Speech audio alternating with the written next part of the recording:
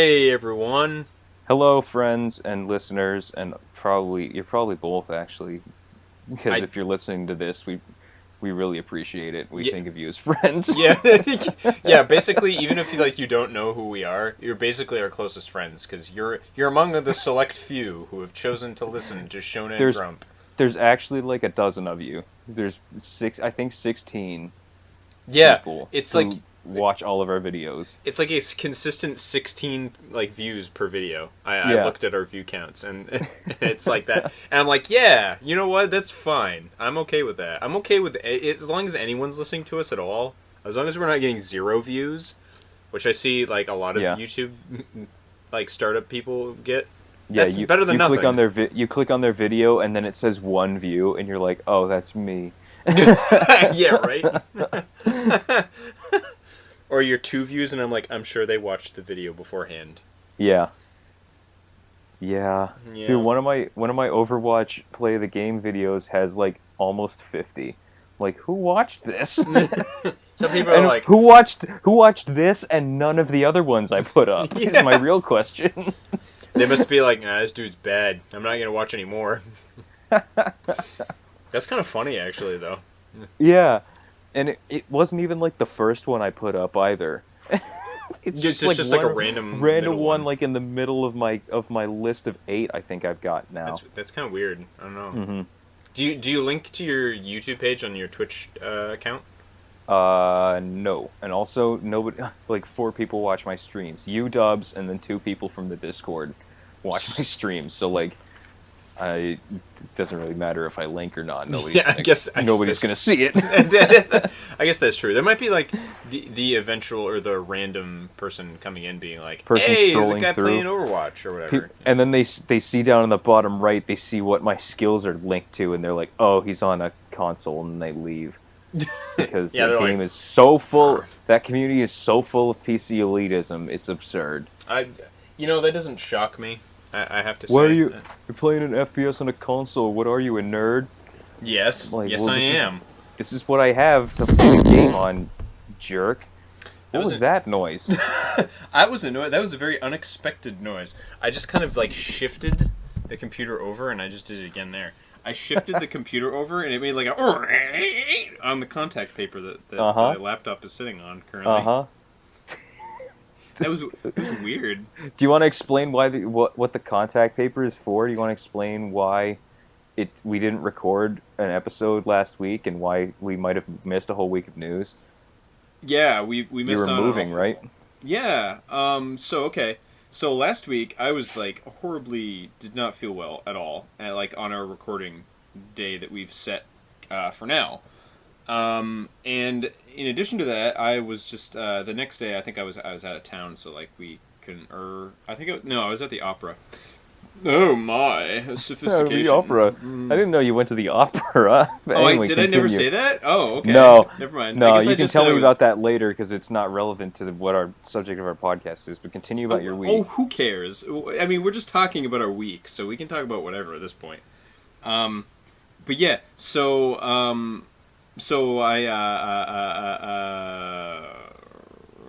yes, as I restart my my train of thought, putting the coal in there. Yeah, so this past weekend, I switched rooms or swapped rooms, I guess I should say, in my house. I moved to the second floor.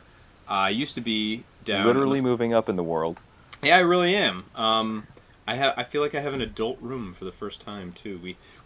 So my friend Hadley, who I've mentioned several times in the podcast before, came up and it was actually her idea to begin with. Actually, going back even further, about a year ago, my sister-in-law, who married my brother, whose room this was before, asked us a question somewhere along the lines of, "Why hasn't Alec moved upstairs yet?" To which we were like, "Huh?" Like, that's crazy. Why would I move upstairs? Like, whatever. I don't need to do that. Especially because all of Jeff's stuff was still up here. So it was like, that seems like a nonsensical question, right? Yeah. So about like a couple weeks ago, while my brother was visiting, he said something to the effect. Well, I guess it was more like 3 or 4 weeks ago. But he said something, mentioned something to the effect. He's like, I think you really think you should move out, like sometime out of your house. And I was like, that's kind of random. And he's like, yeah, I just think it would be really good for you. You know, like a good experience to get out and get on your own. Because like that's what he did after he was out of college. Except, well, there's a reason he moved back after that was because he couldn't find work. Yeah. And it was expensive. Rent is expensive in Massachusetts. Was where he was living. So Yes. so that didn't really work out for too super long. And then I think he moved again to like southern New Hampshire. But then again, that only lasted a year too. So, but anyway, so after he suggested that, then I mentioned something. I mentioned that to Hadley, and she was like, "Yeah, that would be really great. Except you're only making like a certain amount per month, and your loans are like $1,000 a month ish." So it's like that's like not fiscally possible, like whatsoever. Yeah. But she's like, but at the same time, like, it might be really good to like switch rooms in your house. And I was like, yeah, that might be a pretty good idea. And so she's like, I think moving upstairs might be good too because where my room is right now is kind of like right near the entrance to the house, as well as right next to the bathroom, and adjacent to my parents' bedroom. So it's kind of like really in the action of everything. The kitchen's right next to it too. You know, it's sort of like in the middle of the house. It's not really much of an escape. So so the idea was basically to give me a space that I could be mine. I could sleep in, yes, which is basically all I was doing in my room to begin with. But I also hold my collection stuff. I could eventually get a TV in here and like. It could be a good reading spot. You know, it's nice and quiet. The second floor is so quiet. I can hear practically nothing that's happening downstairs at all, at any time. So that idea was, like, really good, I thought. You know, it was like, yeah, I do kind of would kind of like a place where I could just sit and read without being intruded upon. Which is, I think, why Jeff really liked it up here to begin with, because he's, like, he reads way more than I do. He like consumes books like nobody's business. So Yeah, like crazy. yeah. So anyway, so this past weekend, or I guess it was earlier in the week, we sort of like, she was like, yeah, show me the space where you're gonna record in. So so I like showed her around the space, and she like conceptualized this idea in her mind, and this weekend we basically just went for it. I kind of picked the color scheme based on some ideas that she had, and we painted the room, and we were able to move all Jeff's stuff out of here. It was fortunately already in boxes.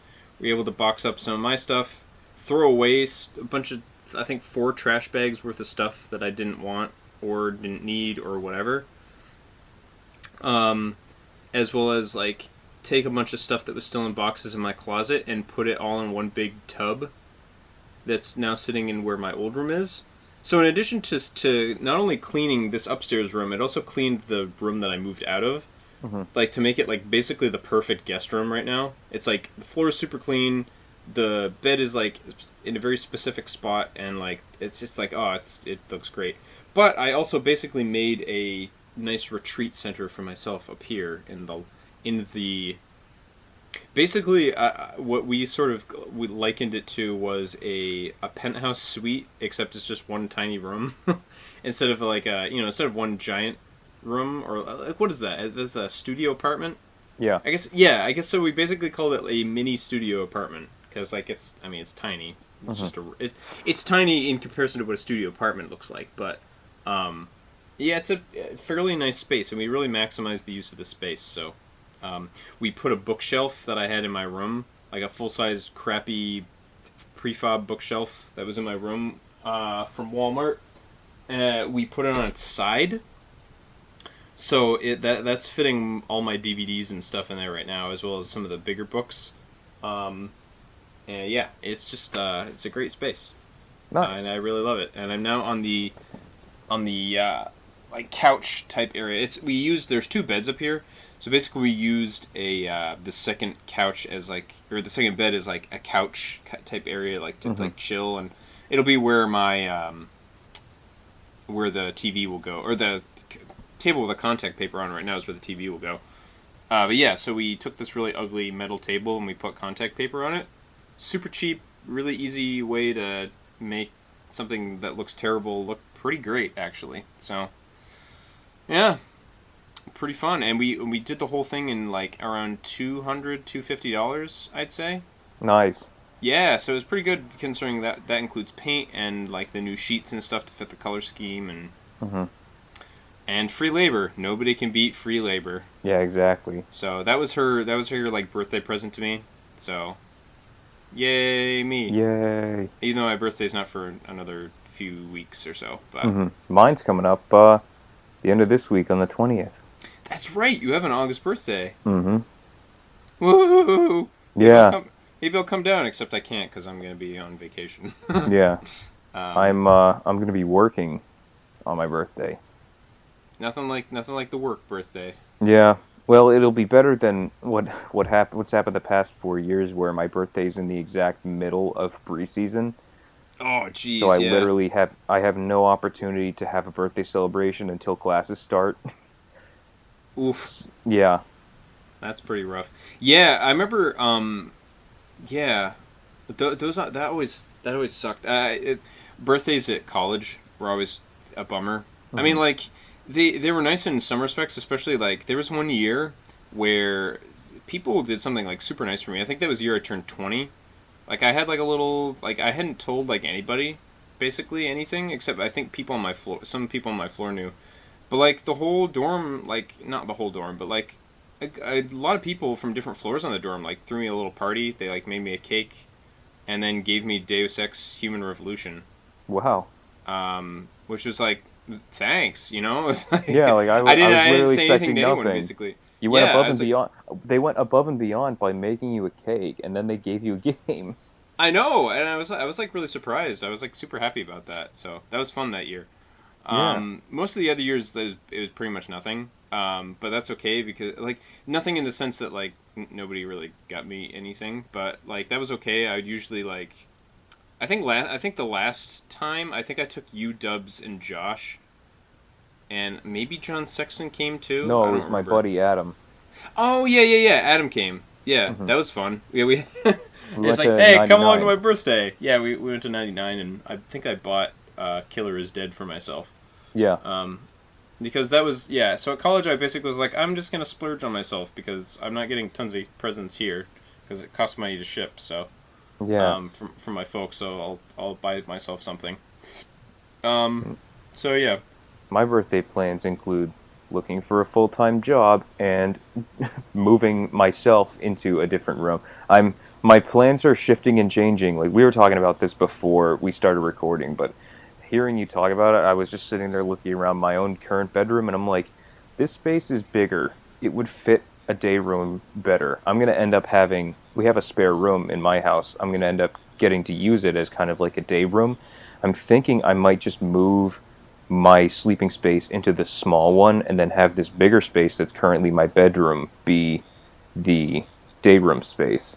That might be a good idea. Yeah, keep my games and my computer in the day room, and then I would have in the smaller space I would just have my bed and a closet, and I would be in there and I'd sleep in there and then change in there.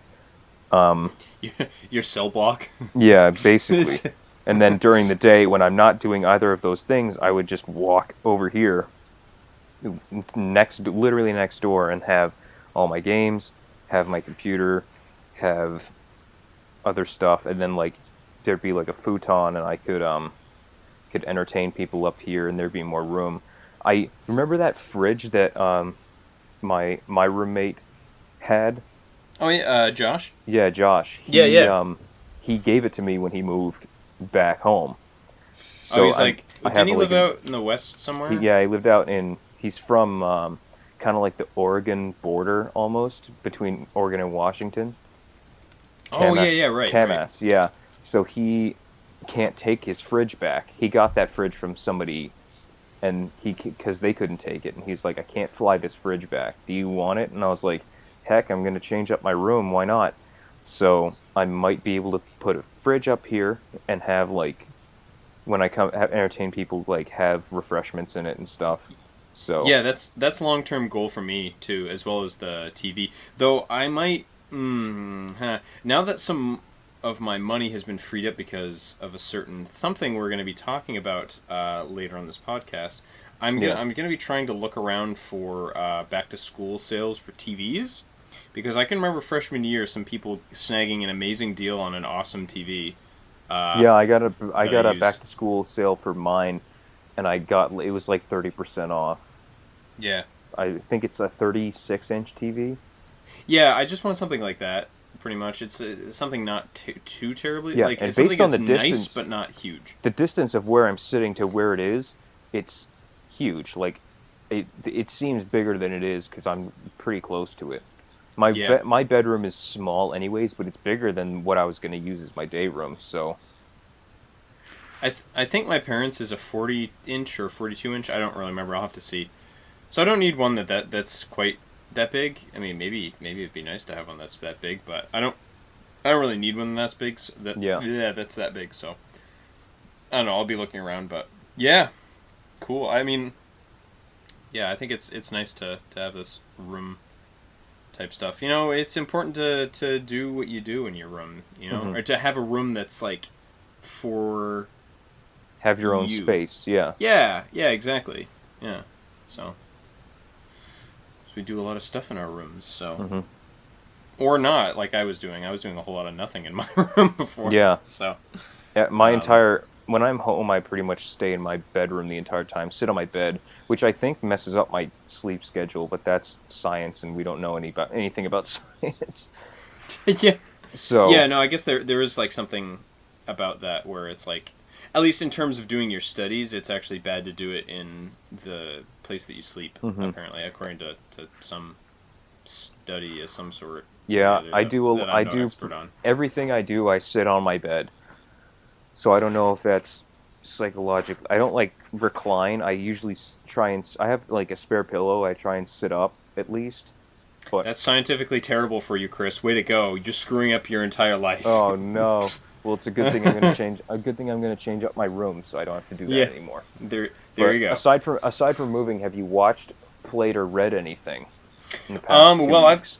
I have done quite a bit of those things in the past 2 weeks. I was playing.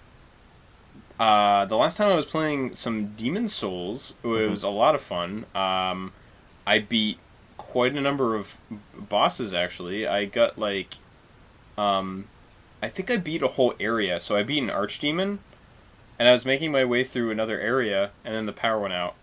Whoops. And that was kind of annoying.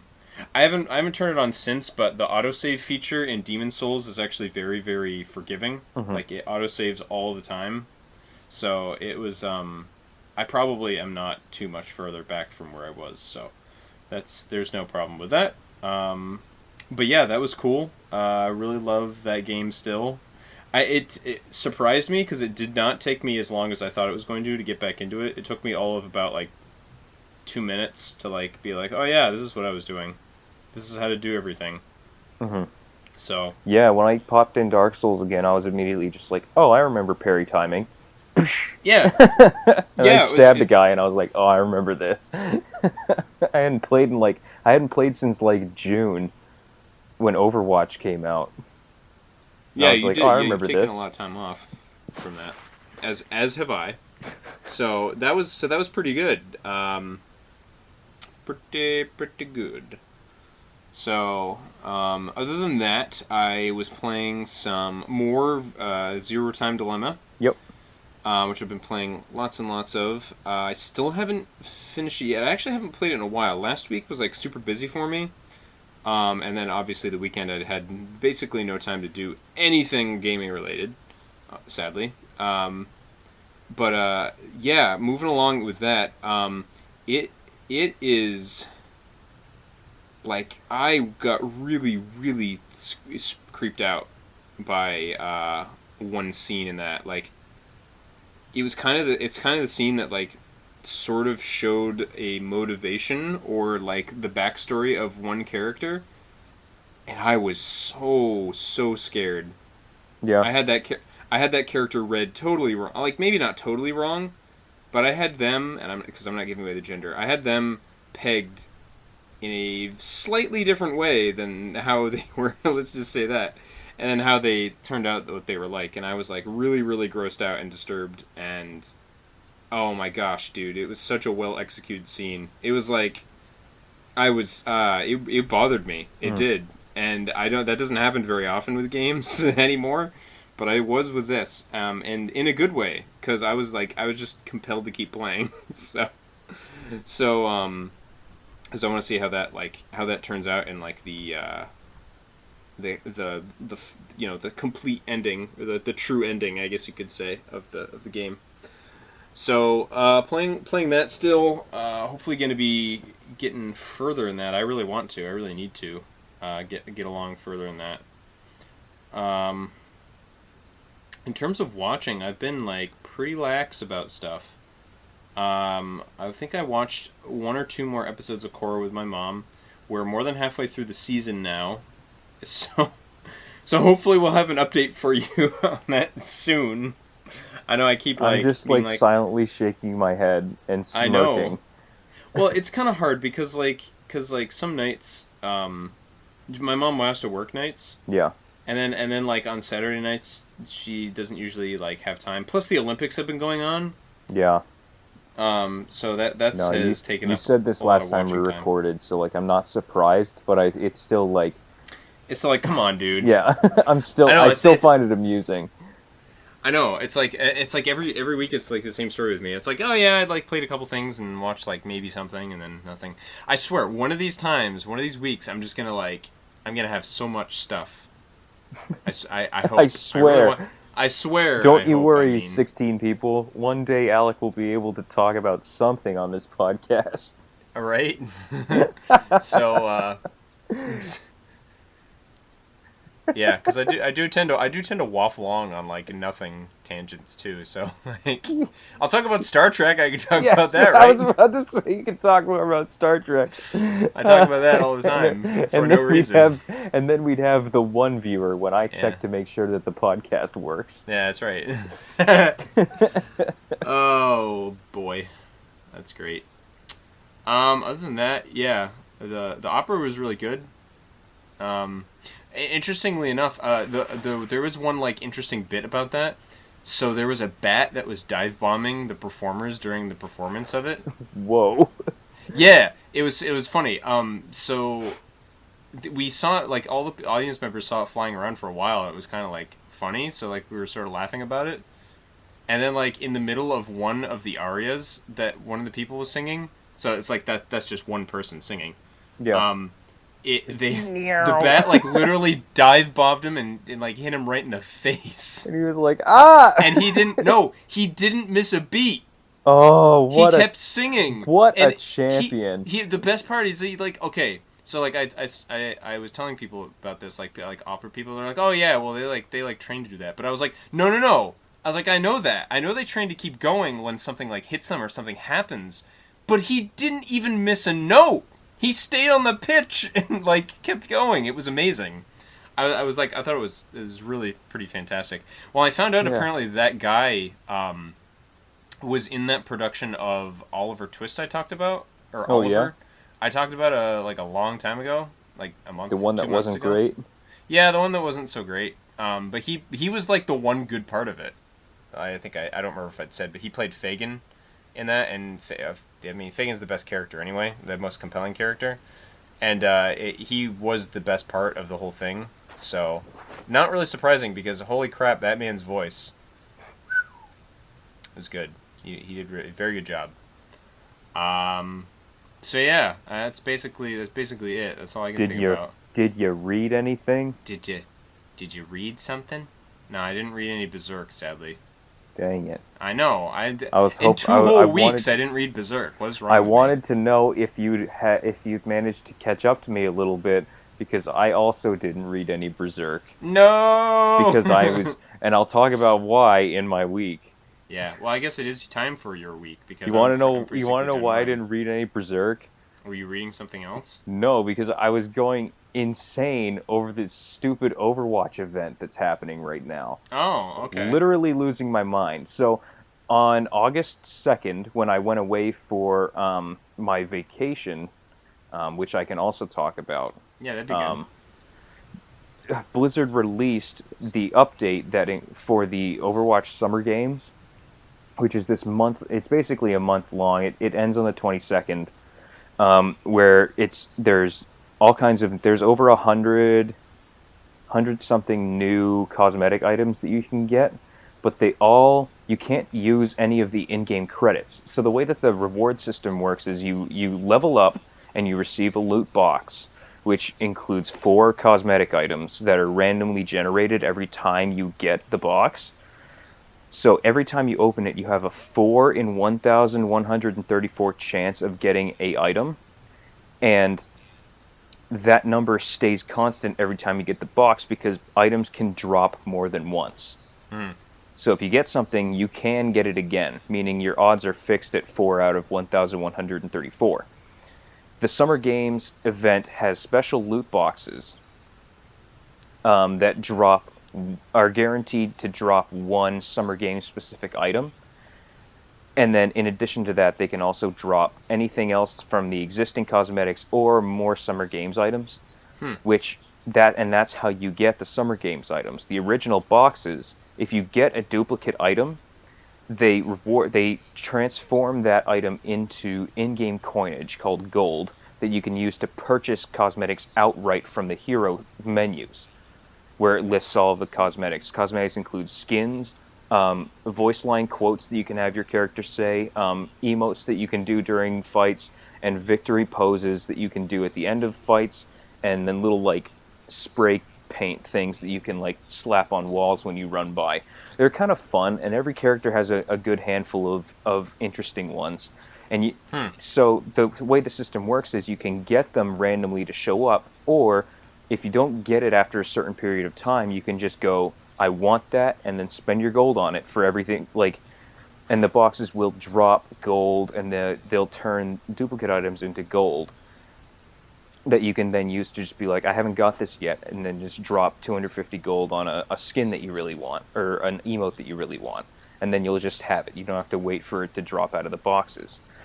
The Summer Games items are not available for purchase with the gold, because they're limited to this event only, which has made a lot of people angry, because they had been saving their gold for new cosmetics, so they wouldn't have to, they could just get what they wanted and move on and not have to worry about it, And Blizzard had said in the past that gold can be used to get any specific cosmetic you want.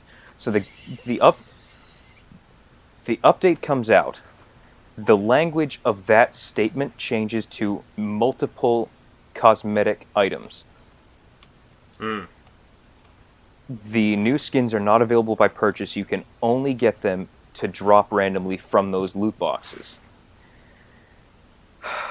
So the only way you can get those items is to play an inordinate amount of the game, because you get one box every time you level up.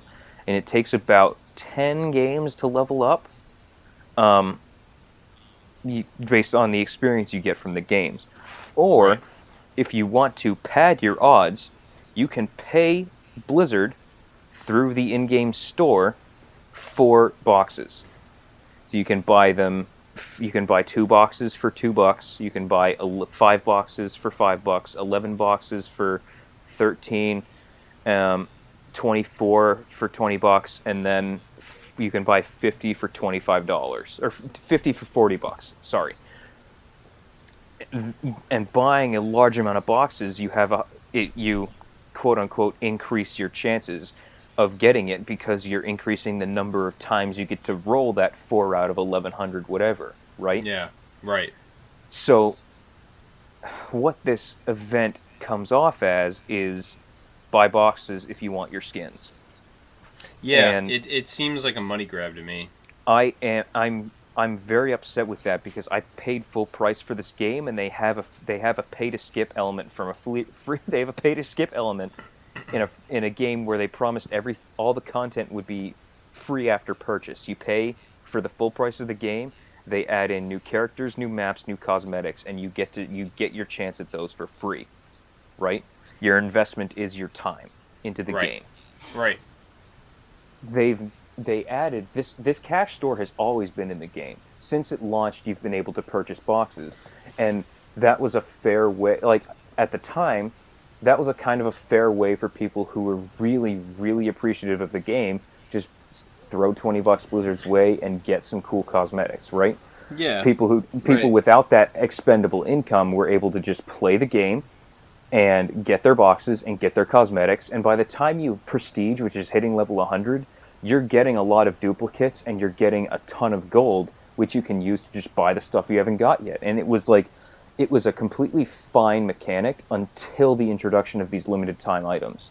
And myself and a lot of other people were going absolutely insane trying to get the stuff we wanted. Because out of everything they revealed, I only really wanted like 3 or 4 of the skins. I really wanted Diva's skin, like really badly. She's got like a blue mech and a white kind of plug suit, and it's themed to be South Korea because that's where she's from. Because it's all very like, it's Summer Games. It's like a riff of the Olympics, so everybody's got Right. Yeah.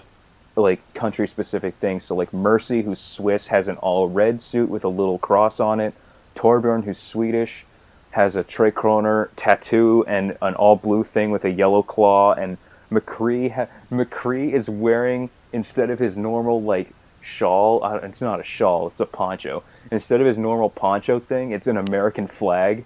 And his gun is an American flag too. Like the revolving chamber is blue with stars on it, and the barrel is red and white stripes. That's awesome. So there's cool stuff available, but I don't necessarily want the I don't care about the victory poses, which are just a handful of characters that I don't really care for holding gold medals. And so when you win the game, it'll just show it. They do like a little team photo, and so like in that thing, they'll just be the character holding the gold medal. I don't really care for that. I don't really want it.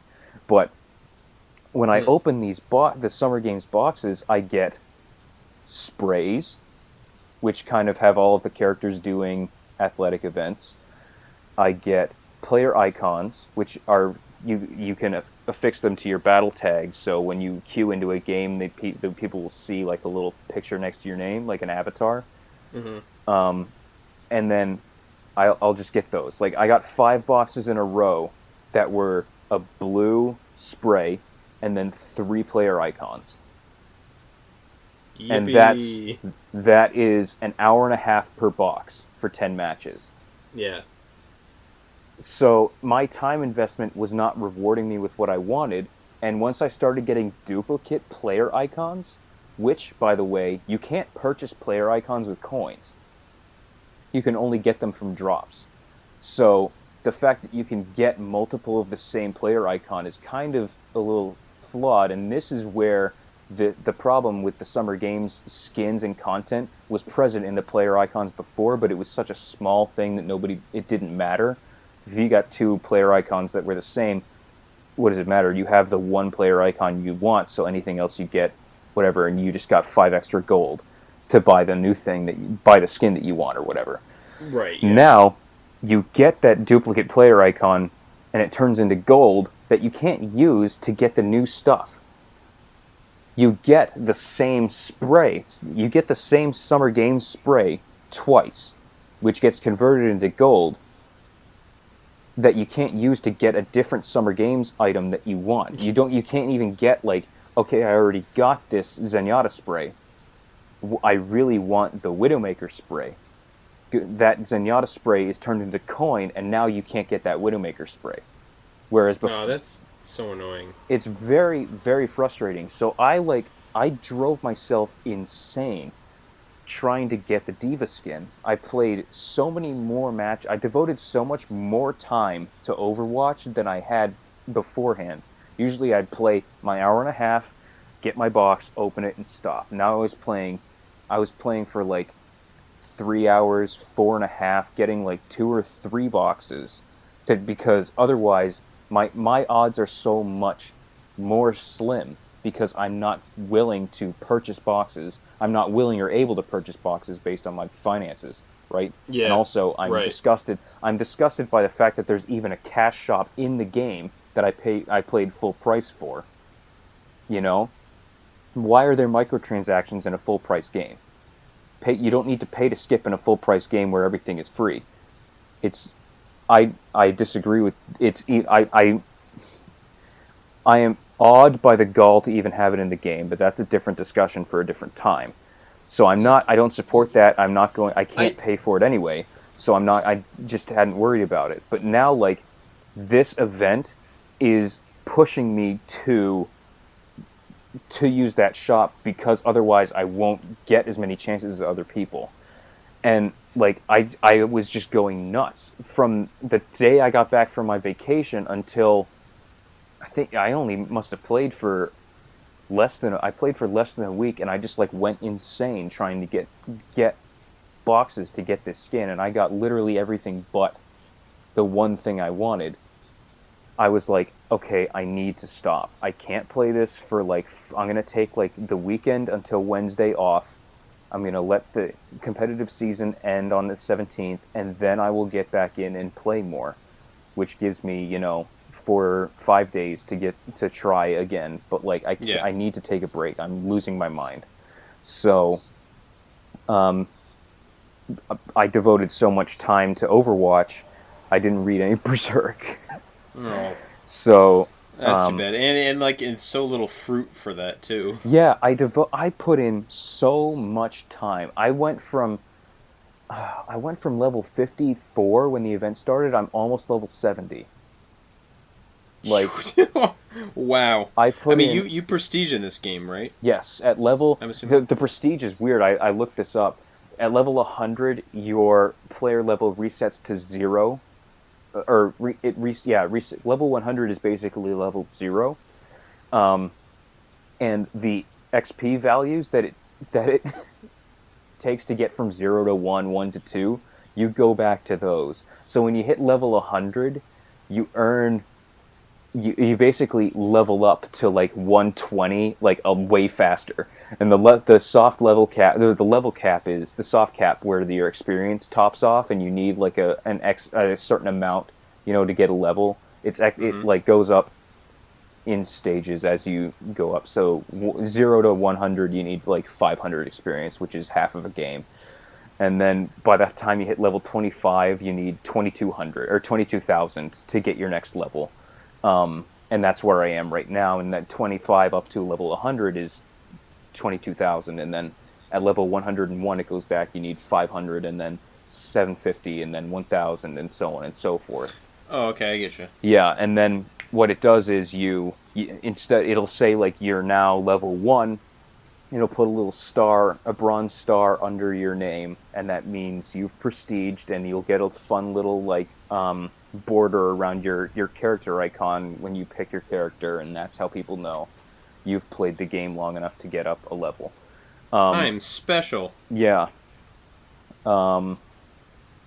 Overwatch, man. I'm sorry, I kind of interrupted you. What were you saying? I don't... You said you can prestige in this game, and then I said, yeah, prestiging is funny. No, not really. I was basically me just asking you if you can prestige in the game. Oh, yeah. Yeah, you prestige every 100 levels. I played a game with a prestige 3 guy who was level 26. So he had almost 200 hours, or he had almost 250 hours put in. He was level 326. I was like, oh gosh. Now what's max prestige in the game? Like, how many... As far as I know, I think I've seen people 10? as high as I've seen people higher than 10, because when you hit prestige 5, you get a silver star, and I've seen people with 2 gold stars.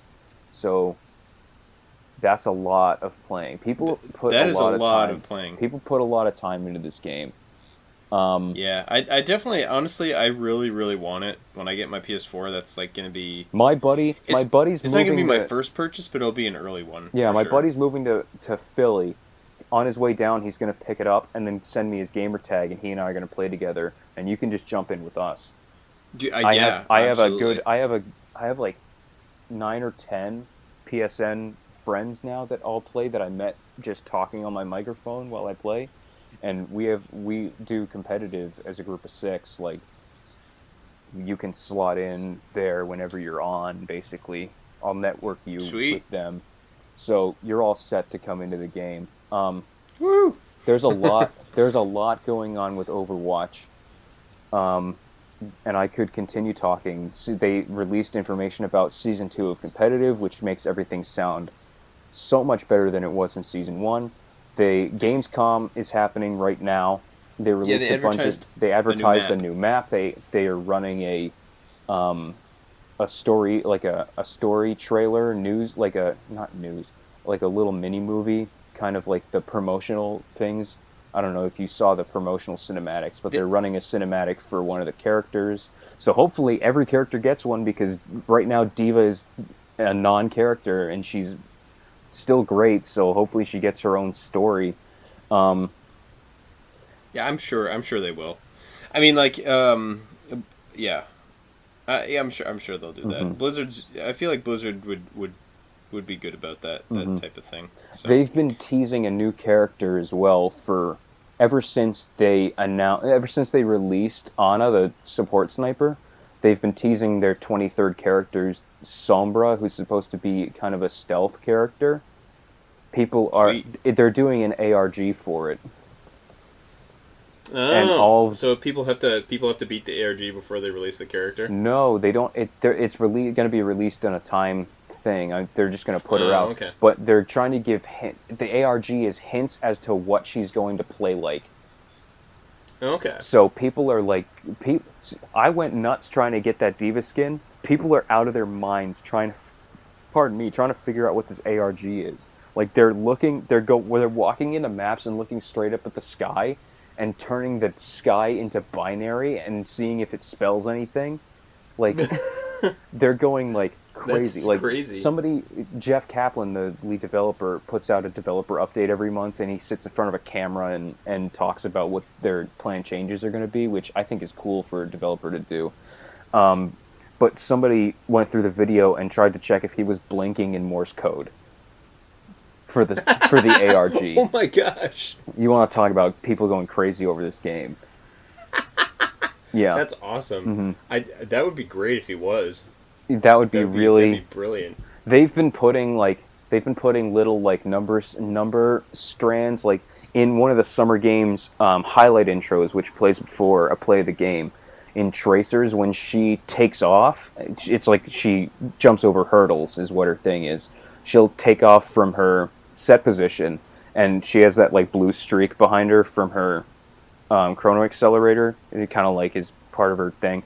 In there, there's a Hmm. binary sequence, so you can pause the video and translate there's like blips in her blue streak, and you can take those out, and they're Morse code that translates to binary, which is a message. There's a message in there from the character Sombra that says something about um, her abilities and where to find the next clue to talk about, to learn more about her abilities. So it's kind of a cool thing, because her deal is, so far we know that her deal is hacking and computer espionage.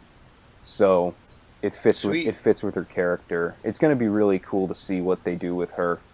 Um, I'm excited for that. That kind of is everything about Overwatch. I'm going to start playing again tomorrow. Competitive season 1's over. I have 5 days to try and get that Diva skin. Um, Hey, here's and hoping, man. I'm seriously hoping, because in my opinion, it's one of her two best skins. I opened a box and I got one of Diva's legendary skins from just like the original release of the game, but I was disappointed. I like was so sad that I only got the Diva skin. Are you kidding me? Like that's the moment, like when I went to bed that night, I thought about it and I'm like, that's a problem. Like I'm having a Yeah. problem right now. I Yeah. got the American McCree skin and Biva, her legendary skin, in one box, and I was sad. And that's when I realized, like, That's I'm pretty going great. crazy. I need to stop. Um, Yeah. but that's what I was playing these past 2 weeks. I didn't get to join in on the first week of the event because I was on vacation for the first week of August, the 2nd through the 5th. I went to Newport, Rhode Island with my family. It was great. We have Dude, you should have visited Josh. I'm kidding. my grandmother has a timeshare in Newport, and it's literally like right on the water. So the hotel is kind of an L shape, and outside of our window, we look down, and there is a dock. It's like all docks around there. So people will pull in their fishing. Like there's a fisherman's dock over there. So there's like old fishing boats, and people will get up at 4 a.m. and boat out into the ocean to go fishing for the day. And then if you turn to the left and look out the left window, there's the main street docks and just like chartered super yachts everywhere. Nice. So my dad likes to sit in the window with binoculars and just look at all the yachts and people boating around, and my mom looks up, he tells my mom the names of the yachts, and she looks up how much it costs to charter them for a week, and it's like $750,000 a week for this yacht. This yacht is for the fabulously wealthy. Yeah. And it's just if only I had that much money to throw around. Yeah. It's such a nice place, dude. The downtown area is just like all like Thames Street is just all shops, little like cute little tourist trap kind of shops. You just go walk down there and look at all the cool Newport stuff, and it's all like my mom plays Pokemon Go. So while I was there, obviously I was playing Pokemon Go because it's different from my house, so I'll find other things. And it was just like chock full because there's so many people packed into one area. Just stuff spawned all the time. It's right by the water, tons of water Pokemon. Sweet. My mom and I walked around to hatch eggs. We were out from like 9 a.m. to noon, and we went like way the heck down to the Newport Bridge and then like up the street to these cemeteries, and we walked through the cemeteries because there were stops in there, and we like people's graves were stops, and I thought to myself, like, that's what I want in my life. I want to do something so memorable that they have to turn my grave into a Pokestop. I know, like right? this one guy stop who was like I don't know, he led the Navy, like it was like the French Navy. He led them out against the British at some point. So there's this French guy. His grave was a stop, and it was like he was in a private part of the cemetery, but we could kind of like fudge the GPS by putting our arm through the bars that were like the fence. So we were like standing there like with our faces pushed into the fence, like come on, just get the stop. And we saw a lot of cool stuff. We saw this like one headstone that was these like husband and a wife, and then we looked to the right and we saw another headstone of their two kids. The kids died like within 3 kids. They'd all passed away within a week of each other, almost 25 years before the parents passed away. Yeah. And it must have been some kind of sickness went through at that specific time. They were all between the ages of 6 and they were all 2 years apart, 6, 4, and 2, and they all passed away. Like, really interesting old stuff. We went up through old Newport and saw houses that were built before like the Revolutionary War, and we just like walked up and down. There's this one park that has this big, it looks like a silo, like a grain silo, like a really old one. It's all stone and it's got these arches in it. It's called the Newport Tower. Nobody knows who built it. Okay, and let me explain why. It's a huge mystery. Okay. It's a huge mystery. Nobody knows who built it. The stonework seems like Norse stonework. It's got runes carved in it, Nordic runes. But on a certain day of the summer, the light will shine through one of the windows up top into the stained glass of the church next door, which makes people think it has something to do with a religious, like the Templars, like a Templar order who came over when it was being colonized and built it. And Huh. there is a second one exactly like it in the town of in Kingstown, which is on the other side of the bridge.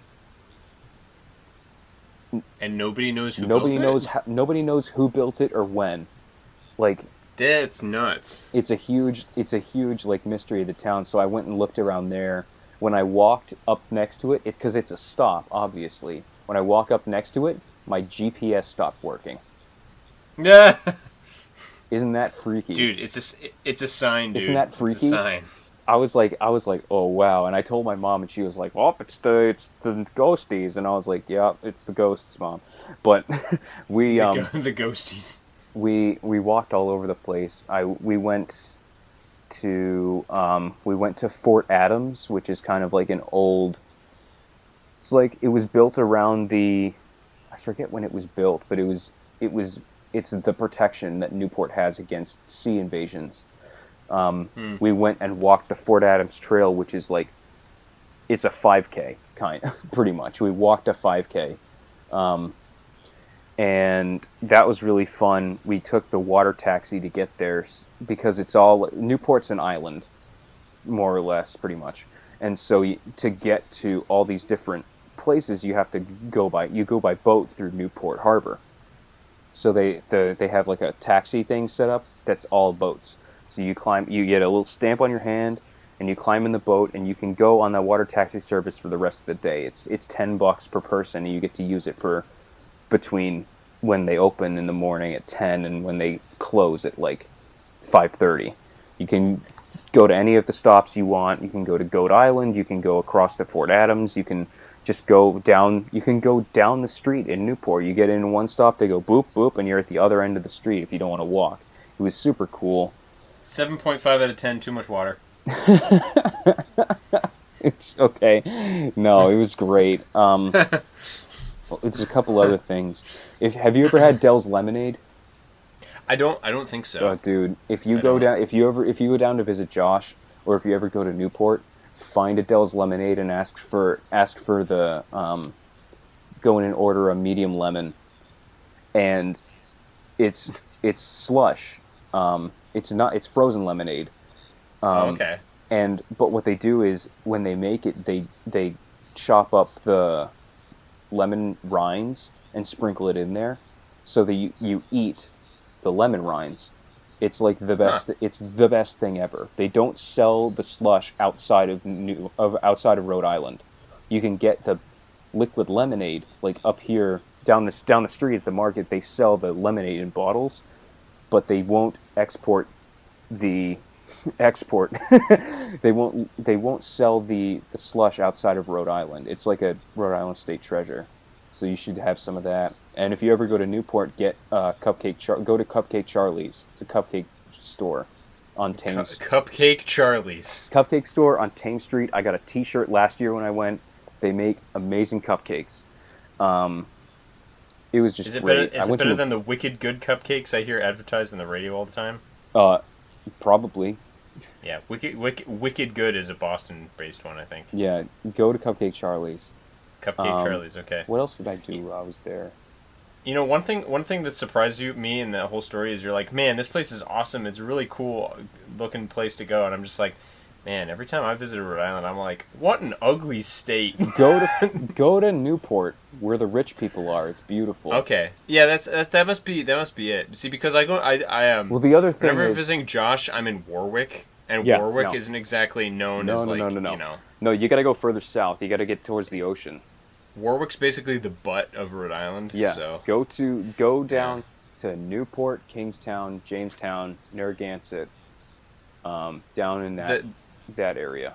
The nice place. Did you hear about the advertising controversy that they had? No. About Rhode Island. Okay, so was it the thing that they showed a picture and it like was straight up wasn't Rhode Island at all? That was part of it.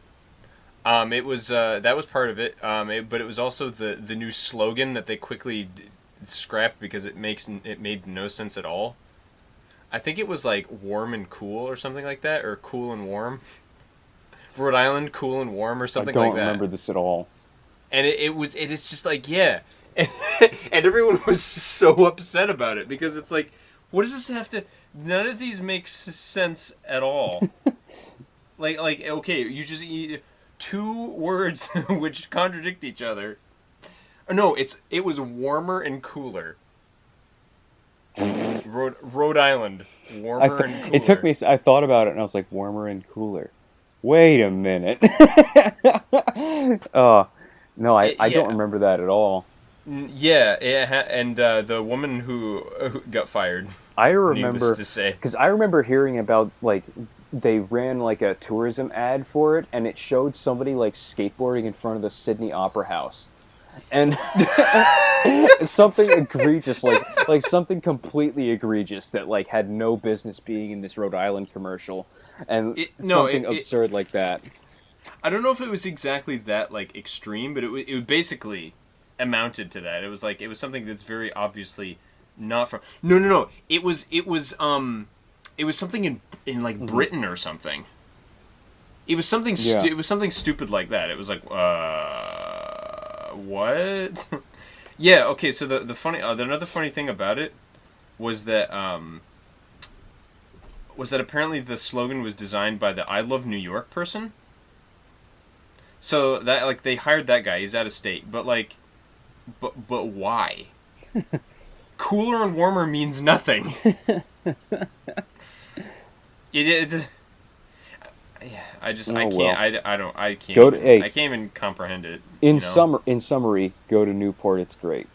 Okay, I'll definitely try it out. The only other thing I didn't bring my laptop while I went down there, but I did bring my DS. What I'm trying to do, I don't know if I mentioned this already. I'm trying to complete my Pokedex in Omega Ruby before Sun and Moon comes out, and I'm trying to do it in like a full completionist kind of way, where I have one of each Pokemon, one of the 721. I have, at this moment in time, I think 530 something. Wow. So I was down there and I just would find a Pokemon that I don't have the whole evolutionary line of, breed it as many times as I need to get one of each, put the baby one in the box, and then level up the other two until they evolve to the right thing, and then put them in the box. And so in my downtime, I did that. Oh, and in my downtime, I also I've been reading H.P. Lovecraft's, a collection of all of his works. So I read, I think, 4 of his stories, just so because I'm really interested in his use of tonal language. So I'm trying to learn from him and see how he uses certain words to convey emotion and feeling. And what better way to do that than to read horror, you know? Exactly. Writing good horror means you have to get across the right things. So I read Lovecraft, I played Pokemon, and when I got back, after I stopped doing Overwatch, I sat down and I finished Deadman Wonderland. Yeah, there you go. I have so many questions. I know, right? That have gone unanswered. Yep, sadly. That weren't. I thought I knew what the answer was going to be, and like I still think I know what the answer is going to be to a couple of them, but like they weren't directly answered in the show, so I'm like yeah. And now it's over, and Manglobe doesn't exist anymore. So I'm like, well. Yeah. So the sad, unfortunate truth of Deadman Wonderland is that though they did kind of like explain some of the earlier things, yeah, most of it went unanswered. And that thing is about that series that was out in like 2008 or 2009 or something like that. 2010. Okay. Yeah. So yeah. When it didn't get a second season, then the DVD sales in Japan were really bad, because a lot of people pirated it, I guess. So yeah. So it never got a second season. Thankfully, the manga finished. The manga was completed. So if you ever want to, I know you're not a big like manga reader in general, but if you ever want to know what's going on, you can find the answers there. Mm-hmm. But it is really sad, because like, I mean, what are your overall impressions, despite the fact that all the answers were unanswered? Yeah, I mean, I came out of it overall positive. Like, I did really like the show. I don't know. I liked it, but the fact that there were unanswered questions in it, like I can't really get super behind the anime. I have to look Yeah. at this. I have to look at this as its own isolated thing in order to give it a fair like analysis as its own piece of media. Every Yeah, piece of media you have to kind of look at it as its own thing. yeah, Um, I kind of I think I gave it a kind of a lower score on my anime list. As much as I really enjoy the show, and I think people should watch it because I yeah. think it's tonally really awesome, and that's why I picked it for you. Hmm. At the end of the day, I am kind of like sad because like As it's a not completed. standalone thing, it's not the best. It's Yeah, good, but it's not the best. I gave it a right. 6.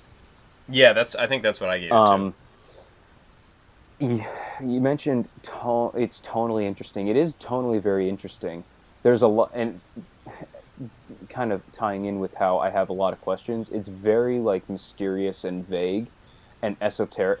Esoteric, is that the right word? Kind of like Um, not. It's like there's stuff that happens that like you're not. It's not very clear what is supposed to be interpreted from it. I don't know. I don't know. Esoteric is always one of those words that I never know how to use right. So Yeah, I don't know the maybe I I used don't it know the wrong. meaning. I'll forget the word esoteric. But Right. like, there's a lot of stuff that happens in it that like I watched it and I was like, oh, all right, okay. Like, Yeah. there's like certain character behavior, especially from Ganta. Like, the way he behaves, kind of is it's it's odd to me. He's very afraid of his situation, and he's very scared of being in the situation he's in. But then he'll flash into like hero mode and like kind of manage to solve the problem, usually prompted by some sort of like anger or frustration, and then he'll kind of solve the problem with that thing and then just be like, "Oh, I don't know if I could do that again. Oh, I'm so afraid." And it's like rather than capitalize on what he's just done, like he has the capability to do something, and like other characters need to drag it out of him almost, and also his inability to hold on to progress ends up really damaging his relationship um with Shiro, Mm. and that kind of doesn't resolve itself by the end of the series. Yeah. And it's weird. Yeah. that was very disappointing because like I didn't know whose side I was on at that point, right? I don't want to spoil it for the listeners. I don't want to spoil it for the listeners, even though I don't really care about spoilers and I just want to talk about it. But like in that situation, like I could see why both of them Yeah. did what they did. Like she she did that because she knew something he didn't, and he did that because he didn't know why she like interfered. I guess you know what I mean. Yeah, yeah. I mean, He was missing a detail, but like he also didn't need to behave that way. Like and that could have been prevented if he'd just like not opened his hand. You know what I mean? Like he just like mm, let her do it, yeah. and then stood there and was like, "What are you doing?" Like he lacked agency.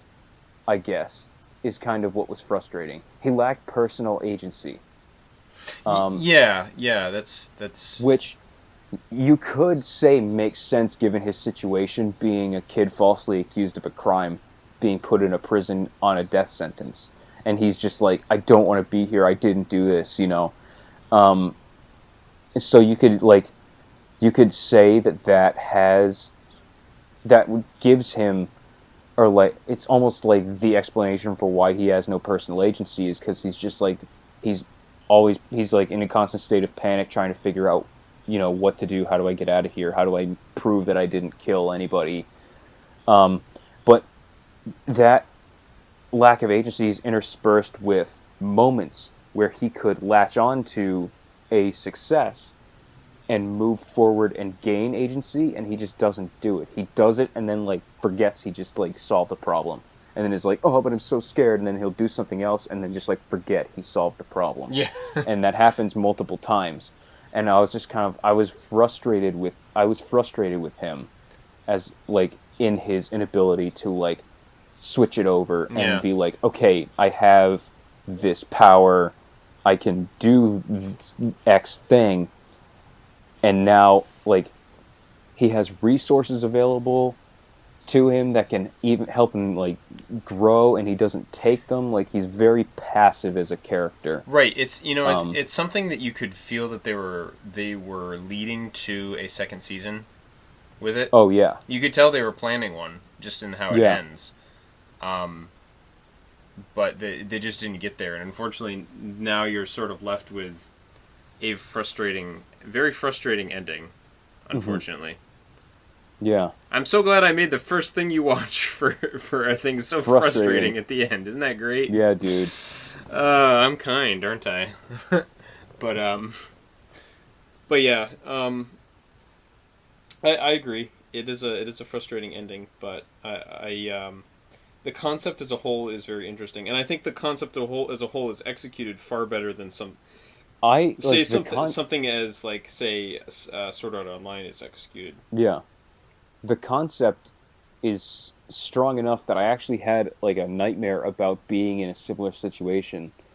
It was very odd. Like, I finished the show, and then I immediately that night had a dream that I was in sort of a Deadman Wonderland, but as a I don't know, what's it right? Basically, you know those people, like, if you go, okay, this is kind of like a tangential thing. You know, if you go to like an art show or an art gallery, there are like people who walk around with like champagne and like a tray of like appetizers or whatever, or hors d'oeuvres, and they're like, do you want some?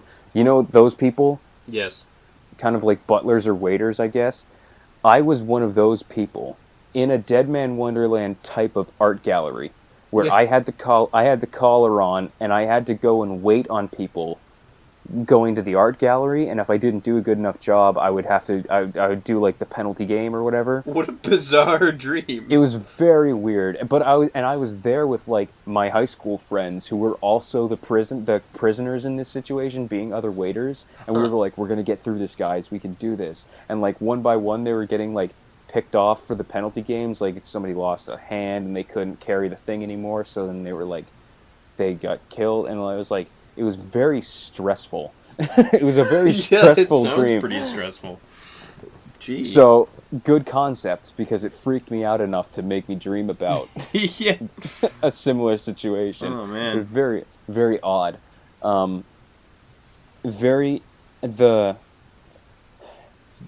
Deadman powers were also frustratingly underexplained. Yeah, again, I think that's a thing that, well, I would assume anyway, it was explained later on, as I feel like the woman who wrote it was sort of making it up as she went a little bit. They kind of so they started to get into the Deadman powers around episode 9, I want to say, when they started talking about what Branch of Sin is, where it came from, but they were just like term dropping. Like, Branch of Sin, now you know the Worm of Truth, or whatever the heck it's called, and blah blah blah, and the Red Hole, and they just started like dropping these terms as they went through the last like 4 episodes or 3 episodes, and had gone into season 2, Shiro's now experienced a plethora of different things. Time for some answers about what exactly is going on. He logically, if he was a progressive, forward-thinking character like he should have been the entire time, he would start exploring these answers, because his last episode is probably the most growth he experiences in the entire series, purely because he takes agency over his power and tries to do something with it through one of the resources that's available to him. Now that he's done that, the next step is, okay, so I understand my power, I know how to use it. where does it come from? And then the second season would go into that and explain what the worm of truth is. How do you get the branch of sin? Something about Shiro that's very sinister that gets revealed, and you're like, okay, how and why, right? Yeah. And that shows up for the last like 4 minutes of an episode, and then she like turns back into a child. Right. Again. Yeah. And you're like, hold the phone. I like pointed at the screen when she like popped out of the ceiling with the thing still around her neck, and was like, I'm the superhero guy, and then like threw the thing off and like beat up the person, and it was like, I'm back, and she was acting all like kiddish again. I just like sat there like pointing at the screen like, what? Are they going to explain that at all, or are they just going to leave it? It was very, very bizarre. Anyway, I lost my original train of thought with that. Frustrating show. Yeah, we were talking about that's the pretty much concepts. you can. The Deadman powers as a concept. Oh yeah, there we go. Yeah. Frustratingly underexplained. One of the characters, Crow, you know the guy with I'm trying to remember which one he is. He had the sword arms. Oh, okay. Yeah, he was my guy from the show. You know my guy, the one where I'm like, yeah, look at that guy. Like, yeah. There's always one that you do that with. He was the look at that guy person, where like he like in the everything he did, I was like, yeah, look at him go, he's so strong. I was losing it. I liked him. He was good. Character wise, again, Ganta was frustrating. Shiro was she was pretty mysterious, but I had some ideas as to what her deal was, and then like they kind of got confirmed a little bit, but brought in a new direction and then left completely unexplained. Yay! So I was like, I had an idea, and then they showed that one thing that they then dismissed and made her act like a child again, and then never elaborated any further than that, and she just went back to being how she'd been the past few episodes, or the beginning episodes, and I was like, well, alright, I guess. And his like, Ganta's like buddy that tried to steal his candy when he showed up. Mm-hmm. He got like written out of the show, and so did like a bunch of other characters that got introduced. By a bunch, I mean like one other character. No, a bunch. The prison warden lady got like pretty much written out of the show. Yeah, for a good portion of that thing. Like, she was there for the first couple episodes, and then she was like, something suspicious, and then just disappeared until episode 11. And then when she like and too bad, because she was played by Colleen Clinkenbeard in the dub. Yeah, I'm pretty sure I played her in the dub. Yo had like a subplot going on, and I don't really care too much. He's like working. He is mysteriously working with the guy that runs Deadman Wonderland to watch Ganta, and you never figure out for what purpose or why. You never figure out why, and then he just gets written out of the show from episode like 8 onwards. Yeah. Yeah. Well, anyway, keep a watch on him, and then the show ends, and then yeah. No, what happened? It's keep a watch on him, and then he proceeds to like help Ganta in every single way to like avoid all of the problems that the guy in charge is throwing at him, and then he gets hurt like 4 episodes in a row, like really badly hurt 4 episodes in a row, and the last time is just like this other character just goes like, I'm gonna take care of him, and then like puts him in a bed, and then he just is in the bed for the end of the season, like the last half of the show. And you're like, all right, I guess goodbye. I'll never know why you were doing what you were doing. but you were good at doing it, whatever that job was. I guess you did okay, because you got super hurt. He got really hurt. He got stabbed, and he had to have his arm in a sling, and then he like got beat up by a robot, and then he got like he got like shot by a guy like a million times, and then he disappeared. Yeah. He was alive, but he disappeared. Yeah. Very. Not But the really word the I want to best use, the show. word I'm going to use for it is bizarre and frustrating. Yeah. Like that's kind of my take. Like bizarre in an intriguing way, but also really frustrating. Yeah. That's kind of the unfortunate truth of that show, I think. But like, I think it's worth a view. Just to, I don't Sure. know. I Sure, think. yeah. Hmm? I wouldn't tell people to stay away. Like I'd be like, if you want to go and if you want to watch this, go ahead. Like it'll Yeah. be if you're interested, it will be worth your time to see it because of your initial interest. But if you don't have any interest in watching this, like you don't, you're not gonna miss. You're Yeah. not gonna Yeah. miss it. If the concept is not intriguing to you, yeah, stay away. Hmm. There's really no reason to even go near it. Like I can understand someone would be like, the concept sounds okay, but like maybe if you're even on the fence at all, don't watch it. Yeah, Yeah. unless you're like very interested in the premise, which I was, which is why I would recommend it. Hmm. Then then yeah, it's definitely a stay away. It's too bad, I think, because I think it could have been really. It was quite popular when it came here for to begin with. I remember hearing a lot of people talk about it in my community, and not like my my home community, but like Yeah. online communities and stuff. There were a lot of people Yeah. that Yeah. liked Yeah. it and talked about it. So yeah, it definitely had its niche here. But it's just too bad that pirates struck again and sort of ruined the chances. Yar har. At least Diddly-dee. that's what Manglobe said. I don't know if that's Yeah. actually the case or not, but We'll never know because Manglobe is dead. yep. Very likely the show with it. There's probably like I don't see ever reason anyone would ever be like, I'm gonna return to Deadman Wonderland. Yeah. Because like its popularity was gone long ago. So Yeah. yeah, it's kind of too bad. But well, what else did you do? Is that about your week? We've gone on for Yeah, about an hour. that was kind of it.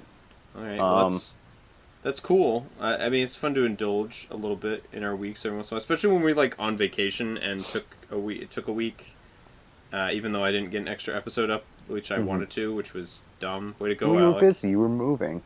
Huh? You were changing your room. Like I understand why you wouldn't have put up another episode. Oh yeah, I know, but like, we're like 2 weeks behind or something on it, so people are still listening to the like Pokemon Go stories from the beginning of July or whatever. Yeah. So like, but anyway, yeah, sorry, that Take it was easy there, weird. killer. Yeah, I just breathed really hard You there. That was breathed. weird. But my one of my friends from one of the other podcasts I did way back when, which that may or may not be starting up again. We've thrown around starting that up again for a year, so I doubt that'll happen. But one of the guys is actually listening to us right now. He Facebooked me, so Oh, cool. so yeah, we're gonna have maybe 17 listeners now, Chris. Oh, no way. Yeah, can you believe it? Oh, we're getting to 20. Yeah. Yes. Our podcast is old enough to get his learner's permit. Woo! How about that? All right. Well, News time? some news. Let's talk about some news. We have a couple news. A couple of news. Yes. Gamescom, we can do a Gamescom thing next week, but Yeah, because it's still going on right now. So Mhm. we'll talk about some news that's going on during that. But one bit of anime news. I guess we'll start with that. Which is I guess it's anime related because it is about Pokemon. The animated. yeah. But except it is a live action thing too. So it's Well, it's a weird like limbo. It's about Pokemon and animators Yes. working on a live action thing. Do you want to explain? So, I was privy to some new information today, and by privy I mean so was the entire internet, but I saw it, so I was like, hey, that's like, it's for me. So, the, so the live-action Detective Pikachu movie that's apparently going to be made, which I don't even know if I was actually aware of at all, because we haven't even gotten that game yet. Here. I was completely unaware of this, so Yeah. don't worry if you feel like you weren't, because I wasn't either. Yeah, so it's kind of interesting. Detective Pikachu is, as you would guess, a detective game starring the ever lovable Pikachu, and I think he's voiced. It's out in Japan. He is voiced in Japan. Yeah, and there's no like. There's like they haven't even announced like an English version of the game to come out yet. Yeah, But there's no current plans for localization. But they're talking about making a live action film in the States about starring Detective Pikachu, which is very, very weird. I've never heard of something like that before. Yeah, legendary studios, I guess. Yeah. It's I don't know. There's a fan petition currently that when they eventually localize it, there was a petition that started to get Danny DeVito to record the voice of Pikachu, which I don't think that's ever going to happen. But no, Danny DeVito doesn't know what a Pikachu is. He doesn't even know what Pokemon is. But that's hysterical, though. Like, I imagine Danny DeVito being like, "All right, Ash, you gotta hurry up and get the Pokemon in the ball." You go woo woo. Yeah. Yeah, it's just I don't know. That would be really weird. It might also have to do with the fact that he's really short too. I don't know. Maybe. I don't know either. But in any case, so the news is that both one of the writers of the Guardians of the Galaxy, was it the animated show or was it no. Nicole Perlman wrote the Thor and Guardians of the Galaxy films she worked on. I wonder if she has any relation to Ron Perlman. But curiously enough, also the Gravity Falls creator Alex Hirsch, who is wacky and fun. Wacky fun, and I know you're a big. You're a Gravity Falls fan. So yeah, I did. I really enjoyed that show a lot. Yeah, I still haven't finished it yet. I really need to. I need to get back into it. I should watch it again. Yeah, it's a excellent show. Like, yeah, it does so many things right. So many things right that so many cartoons get wrong. It ends when it needs to. And it's the other thing. And he ended it after 2 seasons. Like he said, you know what? I'm all good. That's done. So good for him on that. So yeah, apparently he and this Nicole Perlman are in negotiations to write this live-action Pokemon film, which is okay. So another really weird thing about this is that there hasn't even been a live-action normal Pokemon movie. Yeah, seriously, in Japan either. Yeah, it's nowhere. It doesn't exist. I think there's a stage production in Japan. Well, that's odd. That's also. I think there was a stage Evangelion thing in Japan. Japan's weird. I don't know. I want to watch that. Me too. I want to watch that would be stage hysterical. Evangelion. I think that would be kind of there. I think that'd be hysterical. Actually, I would love that. Can you imagine the elevator scene where they're just standing? They just elevator stand scene in the middle of the stage in silence for like 2 minutes. Yeah, that'd be pretty great. There you go. Or the cicadas. Yeah. Oh, yeah, when he's at the train station. Yeah, that's one of my favorite. Him at the train station for like 4 minutes, just like. That is honestly one of my favorite scenes, though. Yeah. That one. The elevator is like a little bit too prolonged, but it gets the message across. You get that, okay? Yeah. But then there's the great during the climactic scene where he's holding Kaworu in the Eva 1. Yeah. That is awesome. That's another great scene right there. That long 2-minute shot. That is like a 2-minute shot. Of that. That's just like fantastic. All because of budget cuts, I'm sure, but fantastic all the same. There's so many good scenes. Just like I don't know. He's such a Ano's such a weird genius. Yeah. Because like his decisions to leave the camera, in a spot for X amount of time, in traditional film, you'd be like, what are you doing? This is an empty scene. Like, you can cut. Yeah. You can cut. Like, can you imagine if there was a $1 billion budget movie that left the camera unfocused, staring down a railway platform for 3 minutes, while there was just like noise, just like vague background noise. I mean, you could. It depends on it. All depends on execution or like what's going on or what the point, what the message is trying to convey. Yeah. With the shot, and I think that that's what he does really well. He does. You could do that in a big budget movie and make it really good. Yeah. People would probably be like kind of confused about it, either that or they wouldn't. It wouldn't even register to them at all. In some cases, but it all depends on what you're doing with it. And he does it. He executes it very, very well. He made art through adversity. Yeah, well, and the creators of all that studio through that show, because of the budget cuts of the producers and the studio at large were like, no, you gotta do it faster and gotta get out faster, and that's why the last 2 episodes of the show are really bad. They're different. Yeah, well, I guess we'll just say they're different. Because they're great, and I say as I raise my eyebrows and smirk, they're great. Yeah. They're something, that's for sure.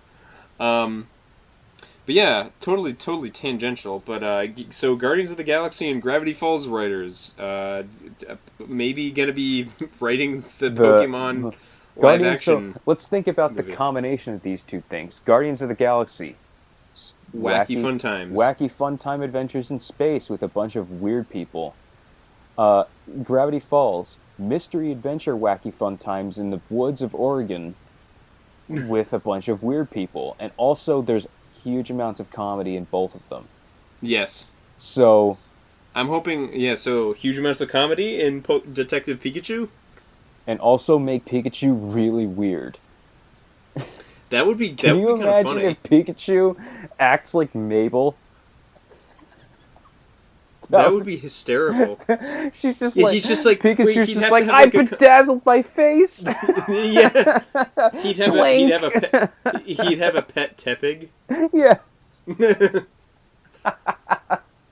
would be great. It is I. Wait. What's the episode? It is I, Waddles the pig. Yeah, where he's Neil deGrasse Tyson. Oh man, dude. Dude, I told Dubs about that, and he was like, "I need to watch this show." I was like, "Yes, you has do." He not? Because he needs to. I don't think he has. Yeah. Oh, it's such a charming show. I told him about that. That I was like, "Yeah, there's like this one episode that's like a short story series." Yeah. And one of them is like where the pig is voiced by Neil deGrasse Tyson, and he was like, "This sounds amazing." Yeah. I was like, "Dude, it is. It's as awesome as it sounds." Yeah. So. I don't know. That's kind of fun. I think that'd be funny if they work on that. Yeah, for sure. Again, it's still weird to me that they haven't even made a live action Pokemon movie in general, let alone a Detective Pikachu movie. I've been wondering how a live action Pokemon movie would work. Yeah, I mean, did you see that? Because you have to scale it properly. Because some of those Pokemon sizes are nonsense. If you put those next to real people, it wouldn't make any sense. Like, Pidgeot is like 5'3". That's a huge bird. Yeah, can you imagine a bird that big? And I'm 5'9". That's like almost as tall as me. Yeah, I mean, you get to ride those things with Fly, so. But then Charizard is like 3 foot something. Charizard's really? tiny. Yeah.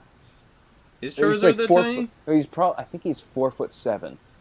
Oh, okay. Something like that. Like Charizard's the size of a child, and Pidgeot is like Pidgeot's like a full-grown woman. Ding! Something about that sounds wrong to me. I don't know why, but and Nidoking's the one that's tiny. Nidoking's like 4 feet, and Nidoqueen's like almost 5 feet. Like. Pokemon sizes are so, like, they don't make any sense. Wailord is like 32 feet long, and he only weighs like 50 kilograms. I don't know. So a live action Pokemon would be nonsense. And how do you make those things look real? Like, do you just take the game models and put them in the 3D, or do you try and make them look more like real animals? You know, do you try and make Pikachu look a little bit more like a mouse, or do you keep him as the chubby anime Pikachu? Do you make Yeah, Squirtle yeah, I don't know. Does Bulbasaur look more like a dinosaur, or does he stay as like anime Bulbasaur? Yeah, all these choices are like, who knows what they'll do, you know? It's really Well, the curious. Detective Pikachu thing is going to be a bunch of actors and then Pikachu in a detective hat talking. Like, Is that, I mean, is that how the game is? Are there no I other think it would be Pokemon in funny. that? It would be funny if the Detective Pikachu movie was Pikachu was voiced, right? But it's only like him talking to himself, and so then it cuts to like the perspective of all of the people around him. And he's just walking around going Pika Pika Pee Beep Beep Beep, and like, Yeah. and they're like, "What the heck is he talking about?" And then it'll cut Yeah, back to meanwhile he's Pikachu's like perspective, and solving he's the like, "Ah, the demon of Bernadette," and he's like talking in plain English or whatever, yeah. Yeah. and he's like, "Oh, He's he's got like a he's like dramatic solving the noir. mystery. He's got like a dramatic noir voice." But then he cuts away and he's like doing this dumb little like Pika beep beep beep, and everybody's like, what is this thing doing? And, like, and he's got to have the little like beat the little cap on, you know, with his ears poking out of the top. Like, they need to make it goofy. If these two do it, Yeah. they'll understand how to like. The Guardians of the Galaxy writer made a movie that involved a talking raccoon and a tree, and so like I'm sure that, and then Alex Hirsch is just a bizarre person. They'd be able to figure out a way to make it like weird in a good way. Yeah. Yeah, they'll do it. They'll make it work somehow. Mm-hmm. But I just think that's funny. It is pretty So funny. Oh, so yeah. it's the year of Pokemon, dude. It is the year of Did you Pokemon. see all of the new Pokemon that got released Yeah, for? there are a ton. We didn't really talk about that, but there are a bunch more. And they announced the new bad guy team too. Was They it Team? Team Skull, a bunch of Slav squatting bandit like hip hop bandits. It's the funniest thing I've ever seen. The the team leader is named Guzma. First of all, what a sick name. Guzma. And his battle pose, he stands behind his Pokemon and he's Slav squatting. It's so good. He's just like crouched behind his Pokemon. And like the whole team shows. Oh, I need to look this up. I need to show you. Oh, it's so funny. I don't know if I saw that, Oh, so I'm gonna yeah, look it I up. think I might. Uh, Talk about some other Pokemon thing. Did we cover the Island Challenge thing yet? Yeah, we talked about that. Okay. I'm trying to think of what else specifically they announced that we didn't talk about. Because like at this point, it's all kind of just melding together to me. Just there's just so much information like every week. And like I think they talked I remember seeing that they sort of went in on the how you do IV stuff. And I think they might have mentioned that in a Japanese magazine, doing IV training, and I think it's a similar. I think it might be similar to how they do Super EV training in the new games, but I didn't hear anything more specific about that. I just saw like it was kind of comparison shots to be like, see, you can adjust. There's a way that you can adjust the IVs on on Pokemon that you just caught or whatever. So, so I'm not totally super sure about that. I have the picture. I just can't get to it. Here it is. I'm gonna send this to you. You need to look at this, and look at how he's. This will have to be the image of our podcast. I would say. He's just slob squatting in the background. It's hilarious. That's awesome. That's fantastic. Oh, there's new versions of Yeah, here it is. No, this is the of- one. This is the one that okay. needs to be the background image. Look at him.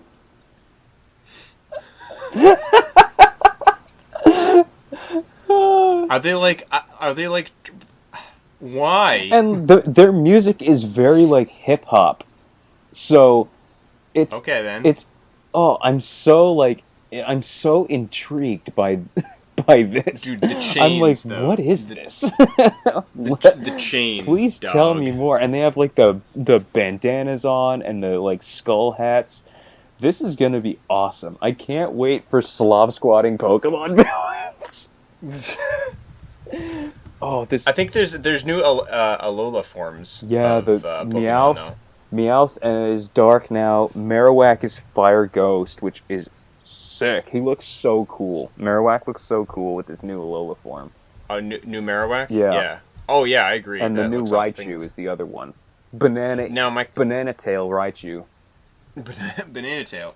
Now my question about that is that does that mean Pikachu is going to be getting that? I don't. As well as I don't know. Will Cubone be getting that? That's a good question. They didn't reveal it. I'm curious about that. Yeah, it's weird that it would only be the final or like the last evolution. I guess like the Raichu kind of makes sense. Like you'd be like, oh, the like the electric stone or the Thunderstone. Thunderstone would be like have like a different radiation that would cause it to react certainly differently to the Pikachu to make it look like that. Mm-hmm. But with Marowak, I don't know how you would explain that. Yeah, I don't either. How it would look but I think it looks really cool. I like the flaming bone torch, the flaming bone torch yeah. thing. Alolan Meowth is also like I don't care. Yeah, he's very he looks very care. prissy. He's like yeah. Yeah. Yes. Yeah, he does. He's like, I don't quite care. Yeah. Oh, Pokemon's so great, dude. I love Pokemon. Oh, me too. Me too. Okay. That's great.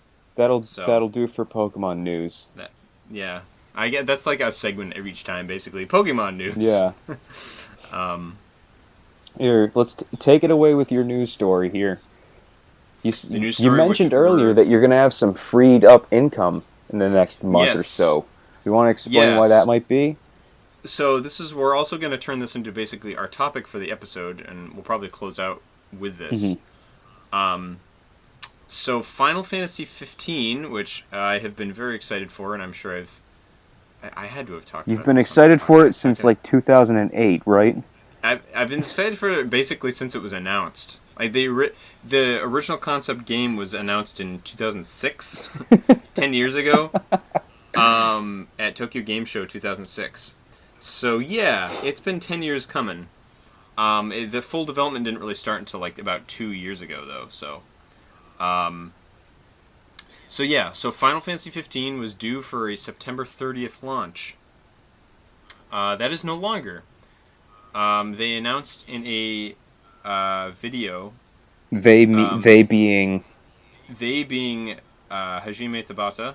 I think Hajime Tabata. He's the lead director. He's the director of the game. Mm-hmm. I always get confused because they switched directors, so I want to make sure I get that right. Yeah, so Hajime Tabata explained in a video that they have the master version of the game like finished, but that's not like the release copy they were going to be sending in September.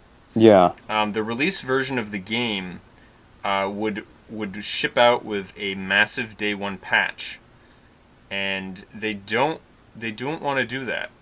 They say that like he was saying like this game has been coming along for so long, and people have like very large expectations of it, including people that wouldn't necessarily have like the greatest internet connection. Yeah. Or an internet connection. All people who are playing offline wouldn't be able to access this day one patch. Right, exactly. And, like, people would be like, oh, who's that? And it's like, well, there's more of them than you might think. Yeah. They're fewer and far between, sure. But at the same time, like, I can tell you for myself that it's... I don't have terrible internet, but I don't have great internet. And it can be really frustrating to try to be downloading a patch for a game when you just pop it in, Mm-hmm. So this game is the patch is supposed to be really pretty substantial, apparently. Yeah. So they're taking a couple months to do fixes to the base version of the game, so that the day one patch is included in the new master in the copy of the game. So, it's 2 months. It's going to be releasing near the end of November now, instead of the end of September.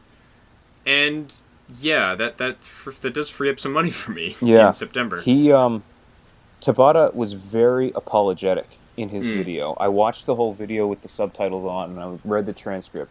He he said many times like people are very excited for this, and we really want to make all of you happy. We're really trying. I'm so sorry you have to wait longer, but please be patient.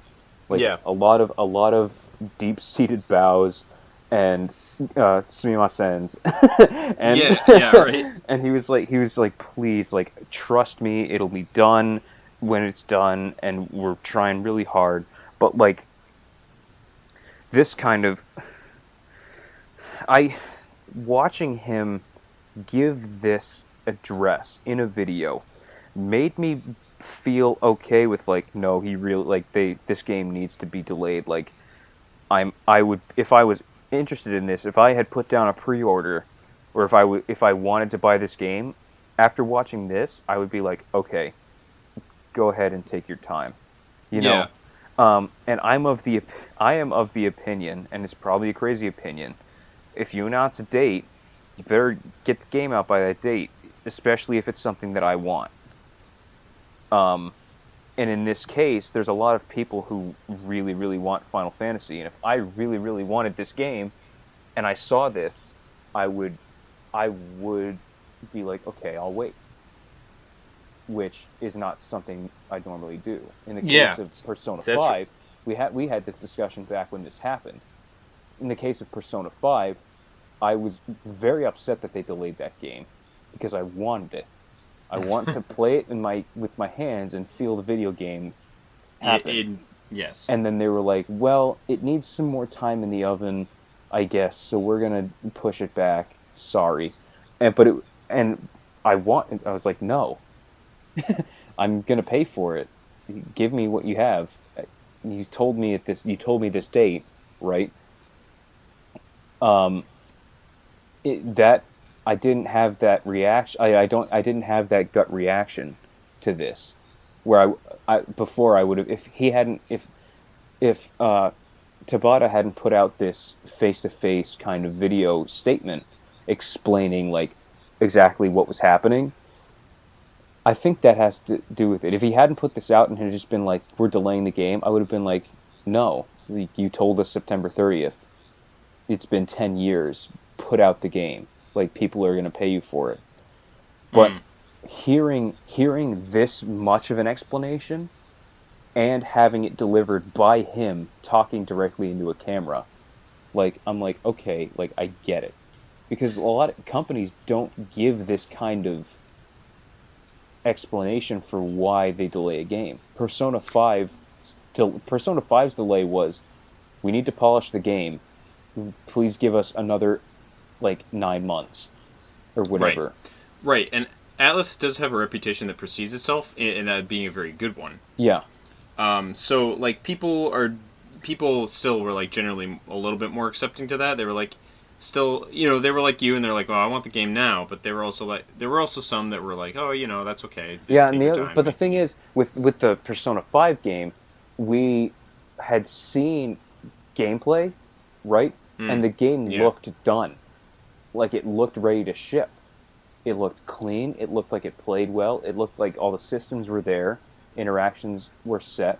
The only thing that's really changed since they delayed it was now the battle results screen transitions directly into dungeon gameplay. Have you seen that video? No, I haven't. All that's the only difference between these two things. They took whatever. So when was that game supposed to come out? The fall of 20. I think. I mean, I don't know. It's changed. See, It's the date changed they twice. originally the change they announced originally when they first announced the game, there wasn't even gameplay or anything, was 2015. Yeah. When they started to show gameplay, it was the end of this year. But they hadn't really announced an English version of the game then, and it's still releasing in Japan near the end of this year. Yeah. But The it's not releasing in the States till or the February West at least till yeah, Valentine's February Day. 14th, Valentine's Day. Yep. So what I remember happening was they had it slated to come out in Japan in the fall of 2015, and they pushed it like a year, right? or maybe something. yeah. It was just 2015, I think. Yeah. So when that happened, I was like, but this game looks done, right? The game didn't look done at that point. No. The game we hadn't really seen much of it at that point. No, we had. I remember seeing a lot of it, and I was I don't know about that. I saw menu UIs. I saw battle gameplay. I saw overworld. I saw character interactions. I saw FMVs. And I saw everything, but the FMVs that might have been last year. They weren't pre-rendered. Like I saw a finished game, and then they announced that it was being delayed, and I was like, but the game's done. Well, it wasn't. That's the thing. Well, then clearly it wasn't. I don't know. Bugs. Maybe a whole new scenario. I don't know. But the only thing it looks to me. The only thing that's changed is the end of battle results screen. Your character runs through it into the dungeon. Like, actually, one thing I've heard is that the nerd girl character they've been showing off has received a much larger expanded role in the game now. She used to be just kind of a support character, but now she actually is like a thing, like a big thing in the game. So from what I understand, I think she's gotten a much larger role, expanded role of the game. So there's a whole new character scenario. Here then is my new issue. So maybe the game wasn't done, right? Why did you announce it so early? Why did you announce it would be coming out so early if you were going to add so much more content to it? I think that was because she was really popular in the promotional ads for it. I think that's kind of why that happened. But if you tell me if you say something's gonna come out, I expect it to come out then. You know, to get up close to this date, so Final Fantasy is supposed to come out in a month. That's, in terms of game development, that's squeaky bum time, where you're like, oh gosh, it's coming out next month, I got to do this thing, you know?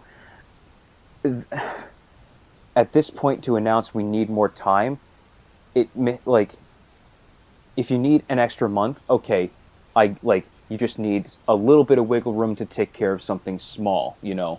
We have, in Final Fantasy's case, we have the master copy. Like, he starts it off by saying, master's done. Like, we have this game, we can ship this, right?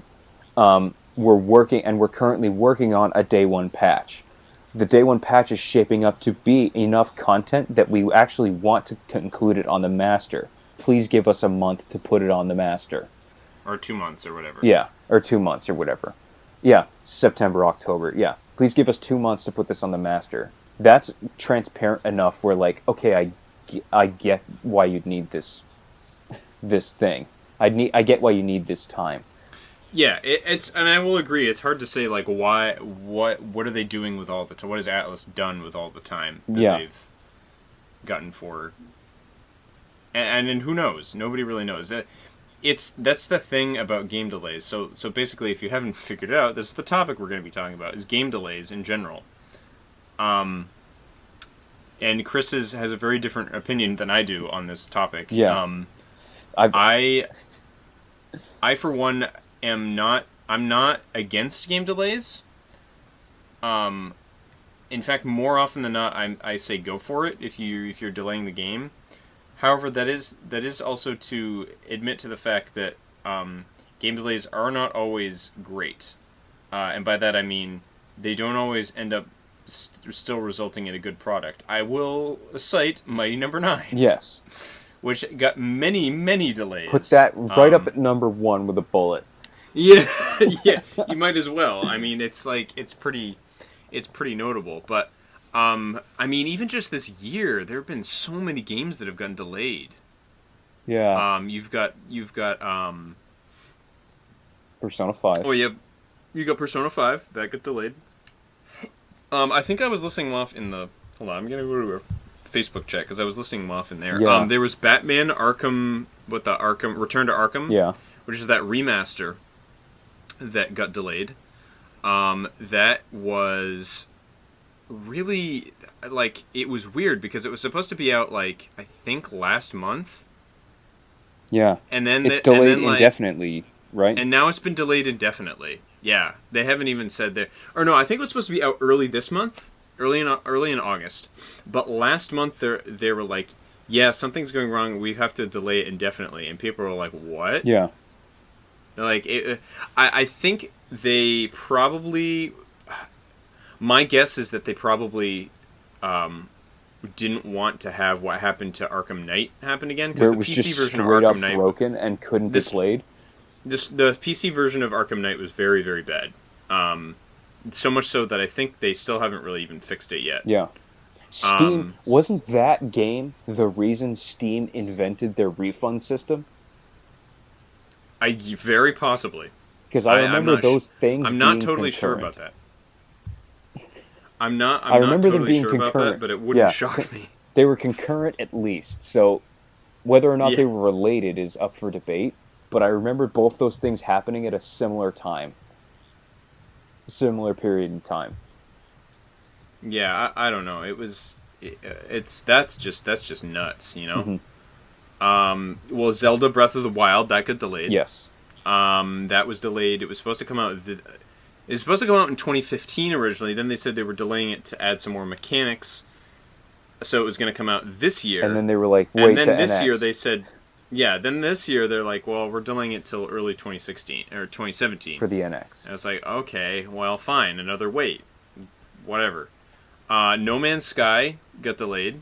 That got delayed maybe like a month, right? Yeah. That just came out. Yeah, but the reason that got delayed was because like our computer room or our office got flooded and destroyed everything. We need a little bit more time. Yeah. And at that point it's like, all right, like okay, yeah, you that get one's a pass like, for that's that. Okay. Deus Ex Mankind Divided was supposed to come out in February this year. That got delayed. Really? February of this year? Yeah, it was supposed to come out back in February, wow. and it get delayed till I think next week it comes out, or later this week. That game looks freaking great though. It's in August it kind of is a nice Deus Ex month. That's when Human Revolution came out. Yeah. So, that's fine. I'm okay with that. So all of these, I don't know about Mankind Divided's case, but I know Breath of the Wild got delayed to add in new mechanics, and then was delayed to coincide with a console launch. Yes. Both of which are like understandable reasons. Yeah, and the key. I'll just interject for a second. The key there is we were given reasons. Yeah, we were given reasons, and they're not necessarily great reasons or reasons that people are likely to enjoy, especially in the delaying for a console launch reason. Yeah. I mean, in one respect, I can understand it. You want your new console to have a really awesome game to go with it. Yeah.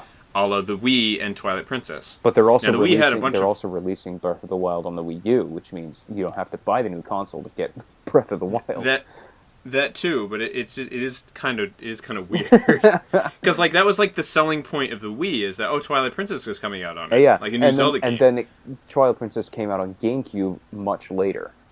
Yeah, it was like a month or two later, and it like no one cared about it, because like everyone was just super pumped about the Wii. It was this crazy weird new console you could control by waggling your hand around. Yeah, and like that was crazy. That was a wild launch. It was really interesting. Obviously Nintendo seems to want to capitalize on that again, but like to what extent that's going to work is again who's to say. But it is a little frustrating for people who have invested in the console to be like, yeah, you'll get it on the other console too though, and that's probably going to be again like Twilight Princess. It probably will be the definitive version of that game. Though I guess arguably the definitive version of Twilight Princess is now the HD version, but that's which is on the Wii U. Yeah, entirely. But in any case, yeah. So it's frustrating. As much as I say go ahead, delay your game, fix your game, make your game good, I understand everyone's frustration with getting a game that doesn't work on day one or a game that's broken on day one. And then this is where I come in. All right. But it's still frustrating. Yeah. At the same time. That point you just made about a game being broken on day one, or not not like totally fixed on day one. This is where I come in, all right? And I'm of the opinion, tell me when you're going to release it, and then put it out on that date and let me have it and give you my money for it. And this is how Bethesda does things, for the most part. We have, this game is going to, like Fallout 4, this game is going to come out on November 13th. And then guess what? I went to the store on November 13th and I got Fallout 4. And I plugged it in and there were bugs all over the place. And everything, half of stuff didn't work and quests couldn't be completed. But I had my game and I was happy. And then they fixed the bugs. And and then the game got better. And then they added DLC. And this happened with Skyrim too, right? That 11, 11, 11. that is fine with me. I am okay with getting a game that is 80% as long as it's supported up to, the 100%.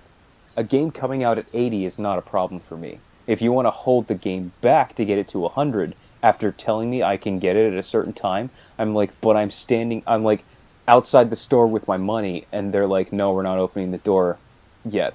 But I'm like, but I'm here, right?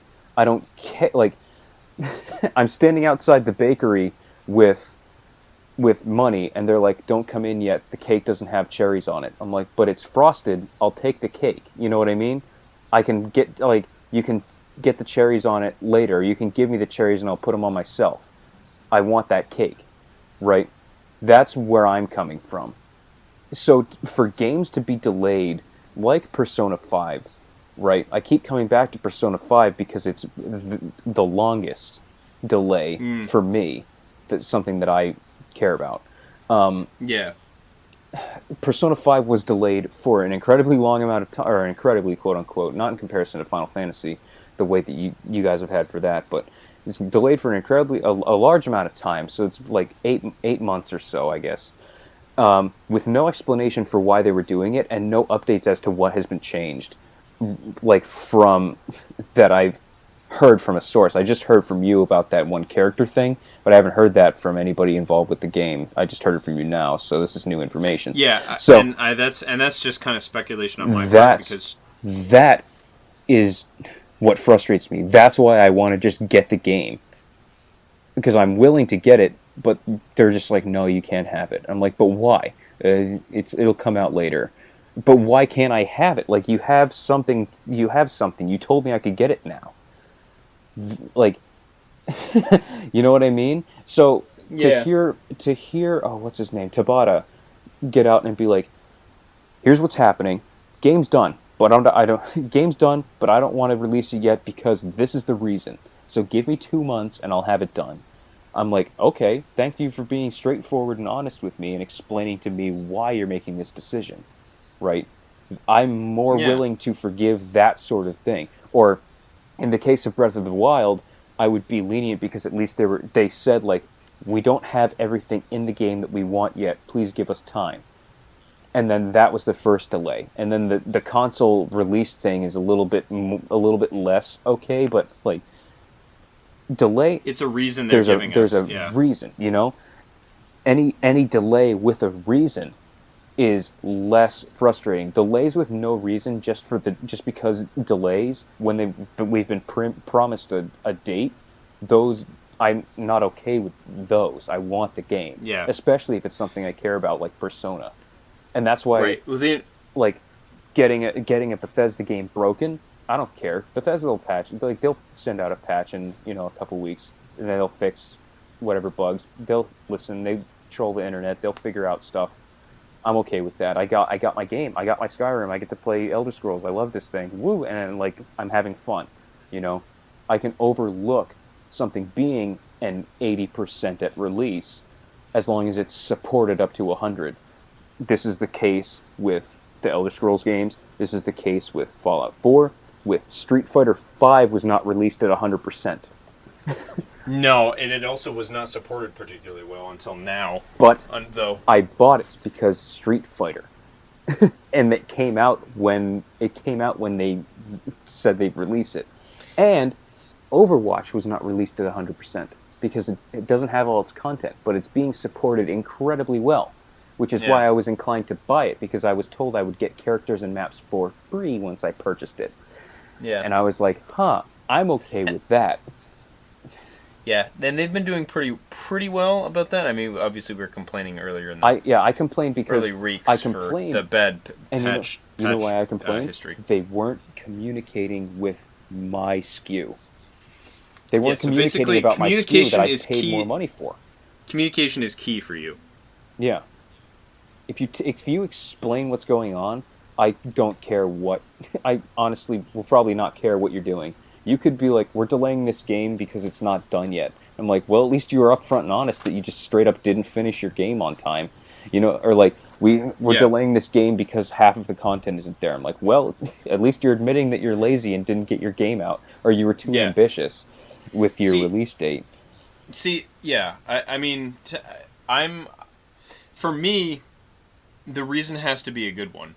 For me not to be annoyed by it. Like, in terms of Mighty Number 9, they were like, oh, we've got to take a few months to add the multiplayer components in. I'm just like, I don't care about the multiplayer components. You could literally not fulfill that part of your Kickstarter goals, and no one would care. Yeah. Nobody's looking forward to this game because they want to speed run through the game with their friends. Like, that's a fun feature, but like, you're delaying the whole game because of that. That's something that could get added in a later patch. You could release the game.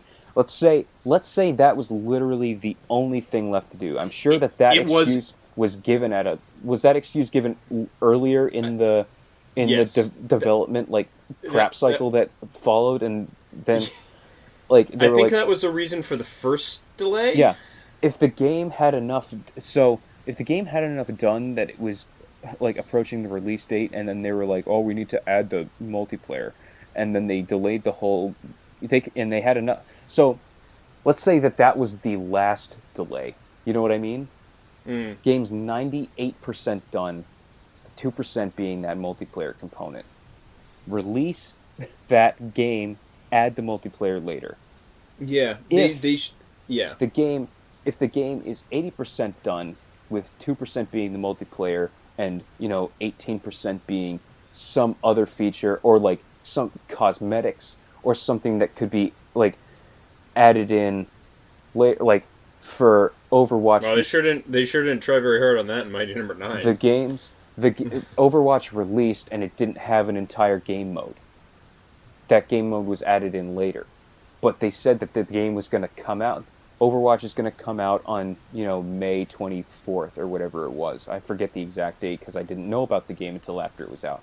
But Overwatch is going to come out on May 24th. The game comes out without an entire game mode, but the game's out. They added that game mode in, and it went pretty well, considering people bought the game. It's the third highest selling PC game ever. That's crazy. So, and it released without an entire game mode.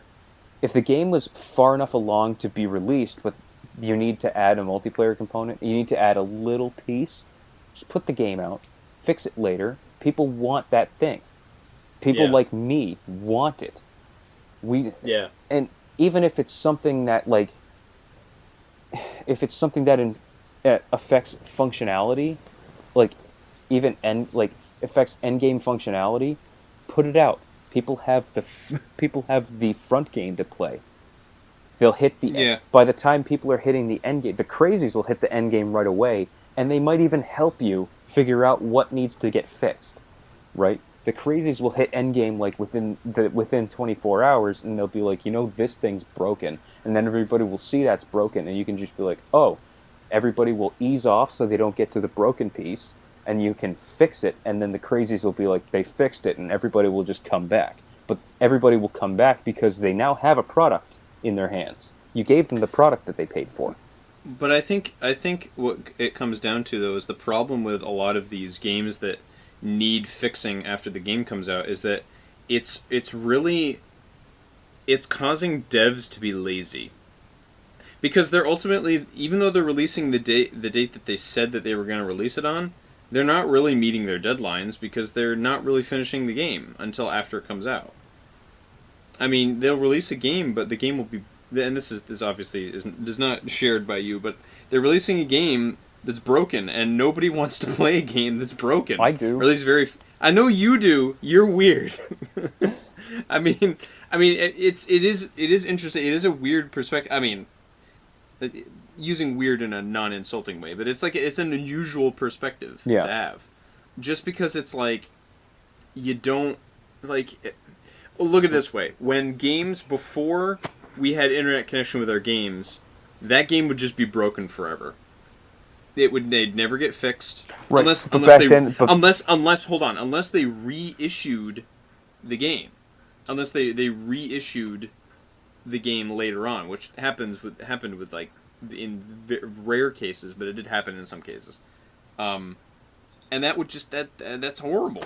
You have to really release your whole game. How much of an embarrassment is that? But now they can kind of hide their embarrassment with a patch or a day one patch, which oh boy, now I get to sit. And that's another thing, is that the day one patch is annoying because it's like, oh boy, now I just got this game, really want to play it, now I have to sit around for 2 hours, and like people with busy schedules aren't going to be able to play it because they'll be like, this is the 2 hours I was going to play this game tonight, but now I have to set it up and wait for it to download, and I guess I can play it tomorrow and have everyone else I know talk about it, and I can't play it. So there's that annoyance too. Where it's like I just want to play the game, and it's like in one aspect that's partially like you. I just want to play the game. Yeah.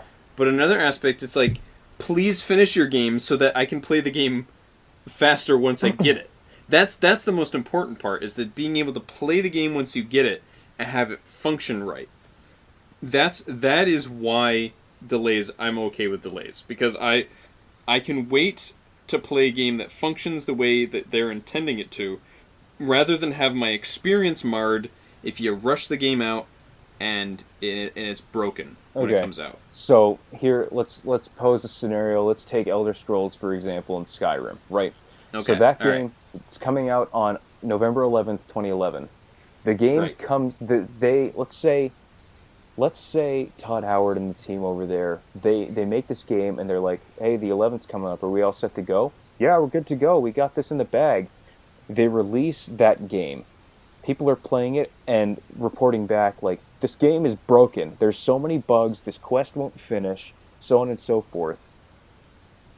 And like, the team just goes, oh, shoot. So what if they, like, how do you know what, like, even for like games of that scale, even smaller games, the developers, in the case of Final Fantasy 15, what's his name? I did this earlier too. Tabata. Tabata. He says in his release, like, we have a vision for this game. We want to fulfill this vision and make it appealing to all of our fans. Therefore, we're going to hold off. We're going to redo the master to include X amount of content.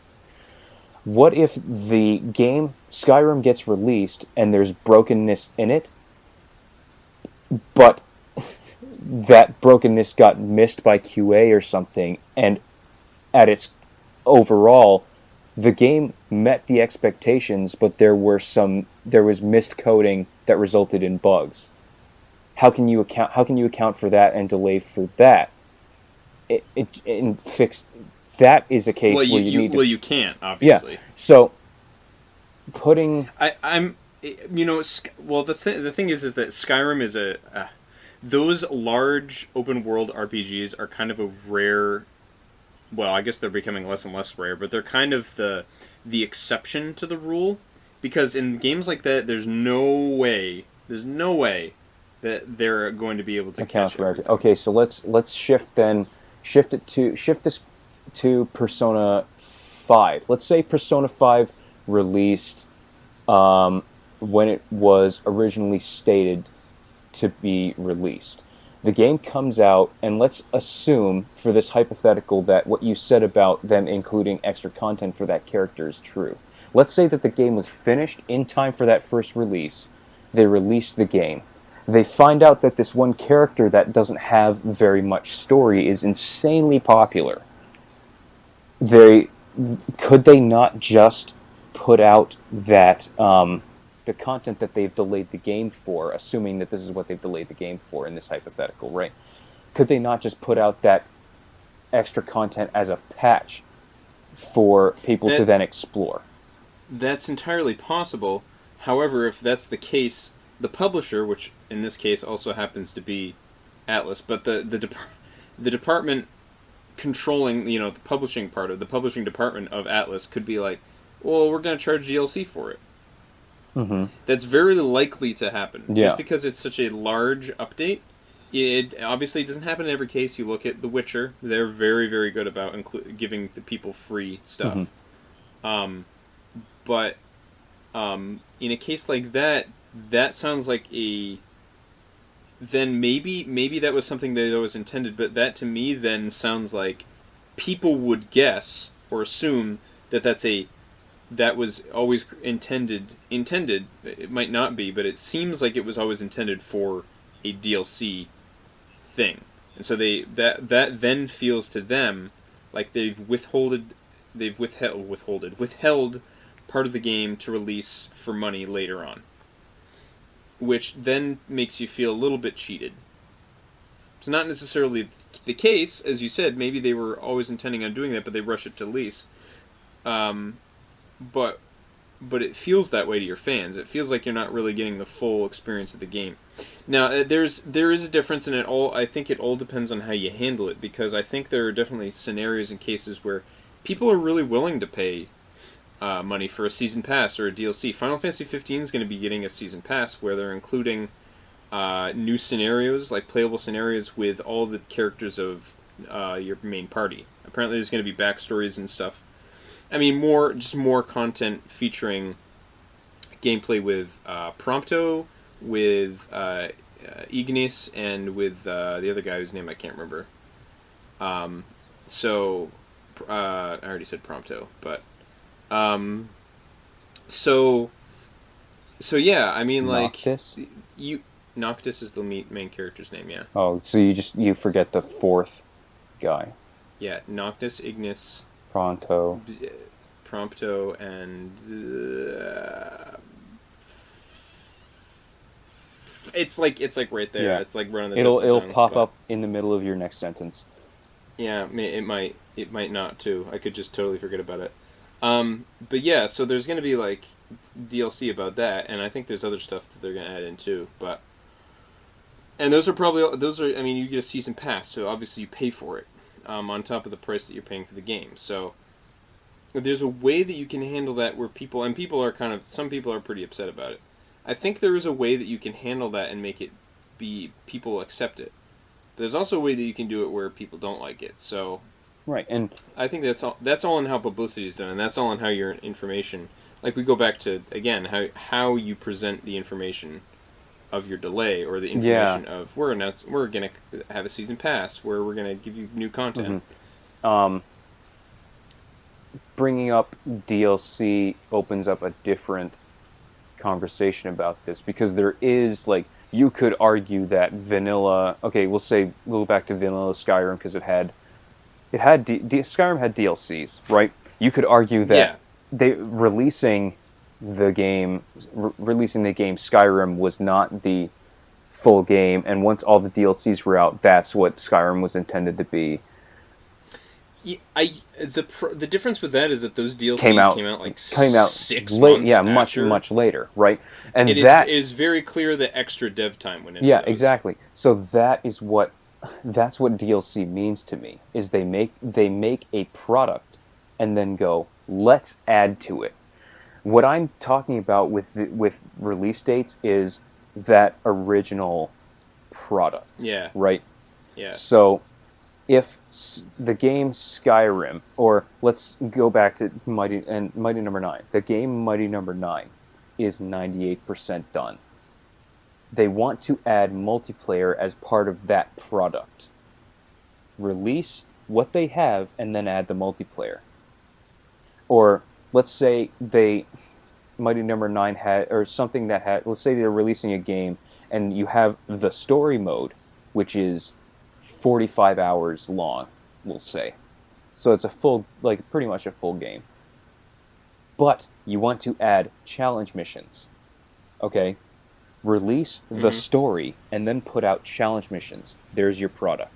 And then you can, if you have the story done by release date, but you want to add challenge missions as part of that core product, you can release those for free after you put out the game. Put out your first piece, and then you want to, but you're not done with the challenge missions yet. You can just send those out in a patch later, and that's your product. Mm. That's like the key is if you give a date and I don't think you should predict a date that you're not going to meet to be able to deliver the product you want. Give yourself enough time, right? Tell us a date that you'll have everything you want done by, and give us something you're happy with. And if there's a piece that's left over, then you can just slot it in after you give everybody this thing that you've put time and effort into. Yeah.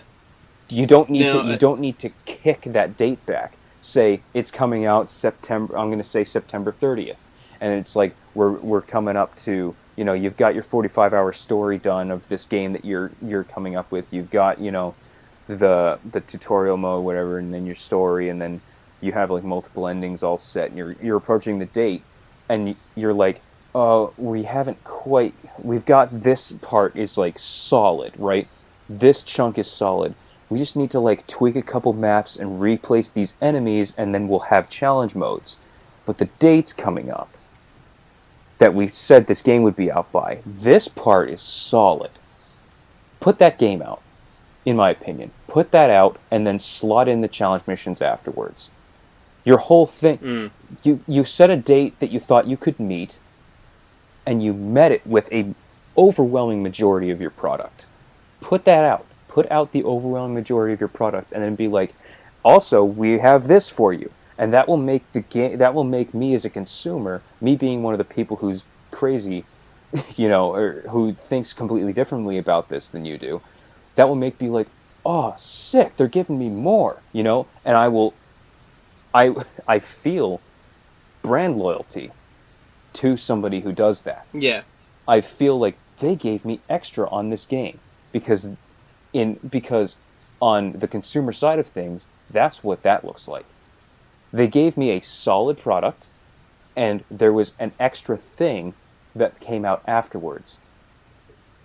Yeah. And I got it for free. They just patched it in. I turned on my game one day, and it was like, oh, this patch downloaded. I opened it up, and there's a whole new thing there. That and then that is the product that they wanted to get out by the certain date. To approach that date and have a solid product, have your 45-hour game with tutorial modes, multiple like tangential endings or whatever, and be like, oh, but we really want to add these challenge missions. We're gonna have to bump the date. It's like, no, give me that thing. Give me that 45-hour story. I'm not gonna finish that 45-hour story anytime soon. That'll give you plenty of time to, do that extra thing and slot it in. That's my rationale for this situation. Yeah. Yeah, well, sometimes though there are deeper issues and things that take longer for them to sort out. Like it's not always like oh, if we just have this ancillary thing that we want to add in, like Mighty Number 9. Or the situation is you have a 45-hour game, right, with multiple endings and stuff, but there's like, I don't know, I used an example when I was messaging you, like some weird like technical error, like the code for this texture turns off collision, right? And we're realizing this with the date coming up. If you need a month for that, if you need to push the date a month for that, tell me, or release it and then fix it. Yeah. If you tell me and explain why, then I'll be like, okay, take your month. But if you don't say and you're just bumping it, that's going to get me mad. It doesn't matter what the issue is. It could be you're bumping it to give me more content. But if you don't tell me that, I don't know. Just give me the game. If you're bumping it because there's a problem with the game that's going to screw up and I'll fall out of world every time I try and walk on the grass.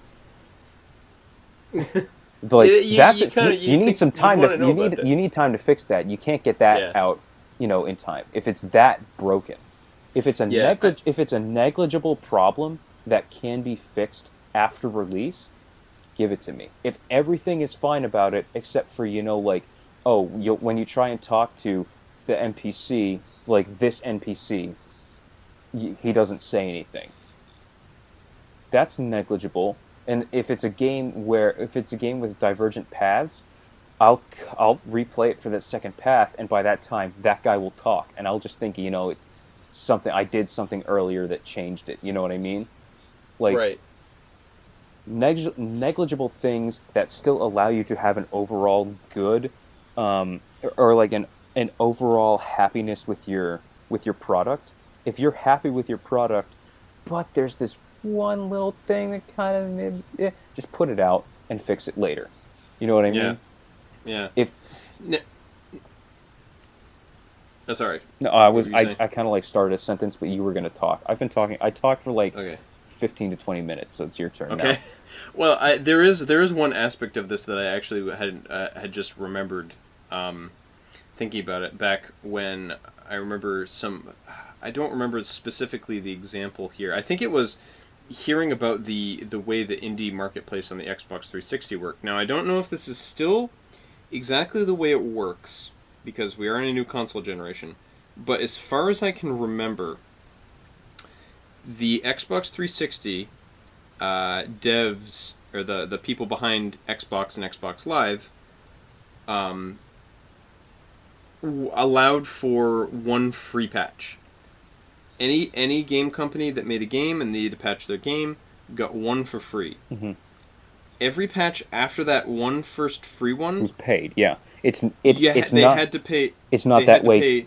It's not that way now in the new console generation. By the way, they had to pay a substantial fee. Mm-hmm. It was a pretty substantial fee that they had to pay, which is why like smaller devs were like really like daunted by the fact that they had to pay such a fee to get their games out. And that is for quality control. Yeah, and I can totally understand. You can't just like throw crap on the market and. Yeah, and they just be like, oh, we'll just patch it. But that's the thing, is that is what a delay to me sort of curbs. At least it can curb. It doesn't always work, but like is in the case of that, or something like Duke Nukem Forever, which was just doomed from the start because of how many different changed hands that it had. Yeah. I went into like 3 different development teams, totally different gameplay in each one. So that's a horror story in and of itself. But no, to me, I think that helps curb quality, and to me, like that's kind of what I want. That's what me personally. That's what I want out of my game. I want my game to work the way it was intended, at least mostly. The way it was intended. You wouldn't. So, would you disagree with me saying that if there is a negligible error in some part of the game that can't easily be fixed, would you disagree? Yeah, because they probably would you say didn't. That game should be delayed. No, because they probably didn't realize it anyway. Okay. If it's so negligible, it's probably not crucial to the overall game experience. So I'd say no, that's not worth it. If the end game is broken, and you literally cannot finish the game. Like that Batman game that came out on PC and was so broken it couldn't be played. Should that have been delayed? Yes. Yes. The PC release of that game should have. In that case, I do agree with you. Because that is literally, we didn't finish this game. And like, we undershot our, we overshot we undershot with our release date. And we tried to hit it and didn't want to admit that we screwed up. And so now we just released this broken thing. And it's basically, they're just like taking eggs and smacking them on their own face. And I have no sympathy for that because you're an idiot. You know what I mean? Yeah. But like, it was pretty bad. Yeah. So, but if your game is done enough that you're like, if you put out a reasonable date for when you're going to release it, and your game is done enough that it could come out and be played. Okay, give me the game. Mm-hmm. Even if there's something that you want to fix, if there's something little that you need to fix, or something you're not quite totally happy with yet, you just kind of want to tweak it and twist a little bit, give me it.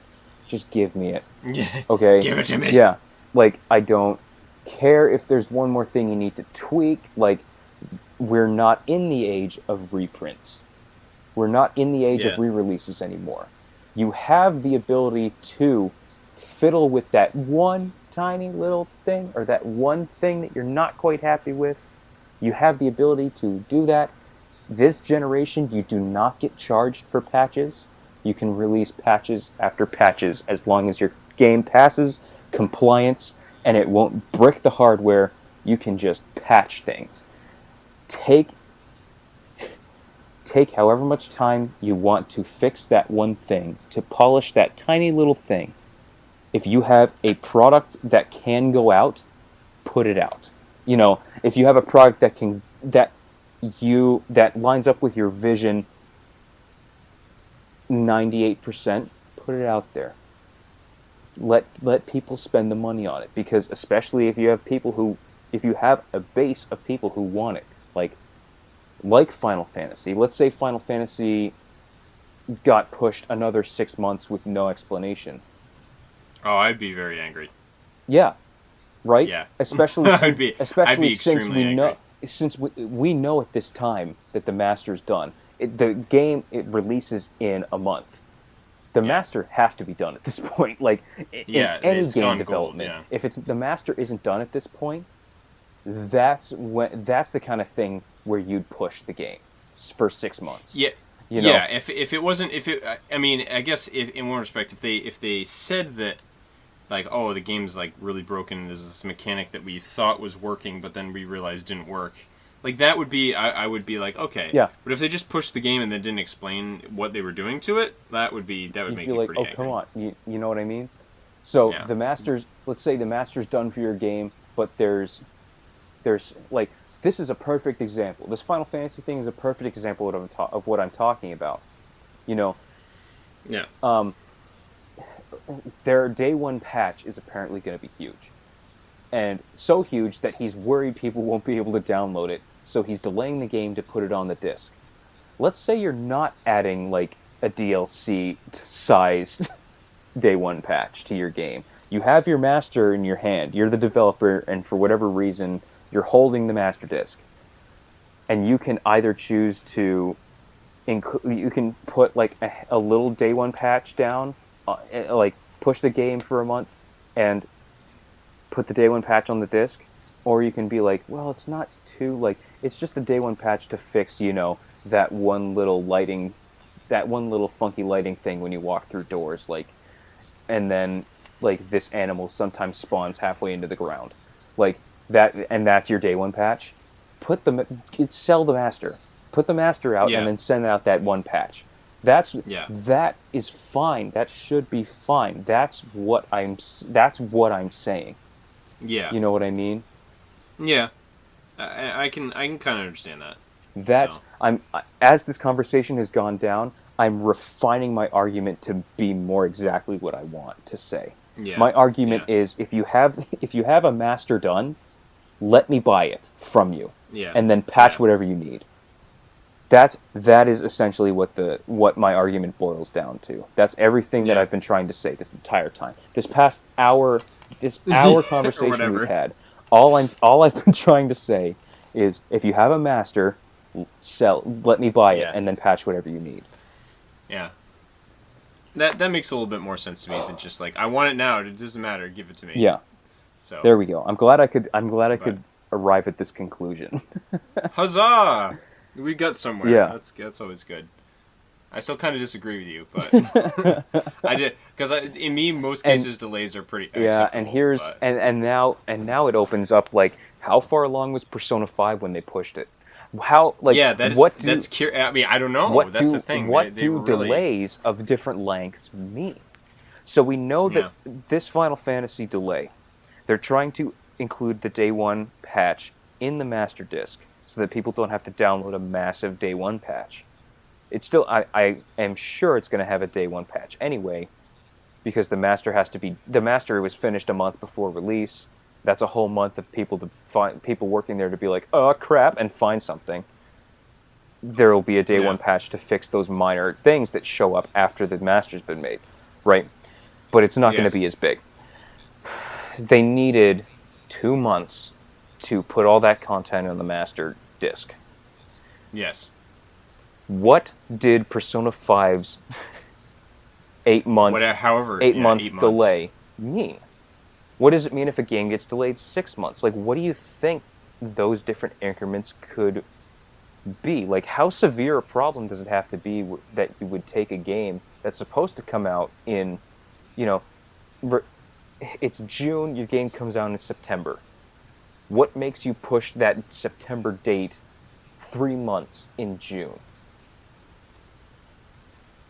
So in the case of the one thing I can remember, the case of Gears 3, that was pushed from an April release, April 2011, to a September, like a late September 2011, I think. So that's April, May, June, July, August. 6 months. And the reason for that was giving Microsoft a killer app for the holidays, because that was a killer holiday week, like, year. Mm-hmm.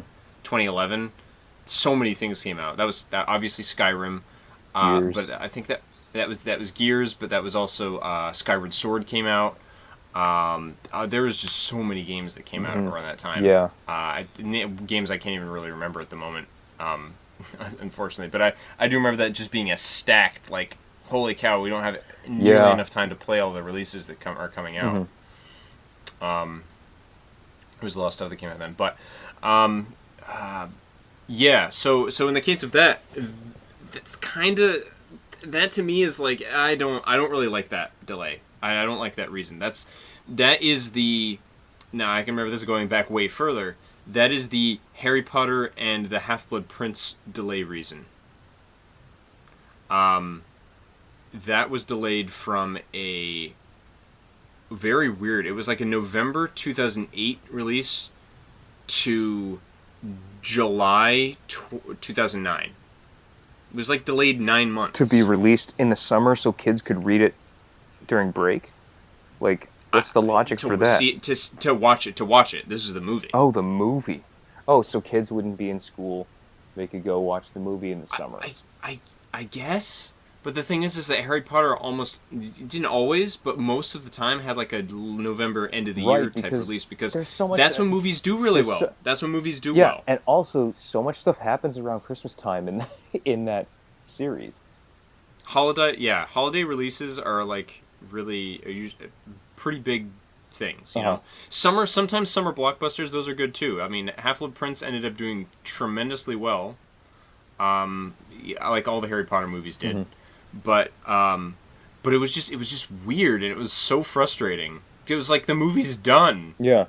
You know, the movie's done, and you're ready for a November. You have the master. Release, but let me watch it. Yeah, let me watch the movie. Yeah. But no, then it got delayed till friggin' July. So that was just super frustrating. But that ended up being actually one of my favorite movies in the series. So, yeah, I remember that.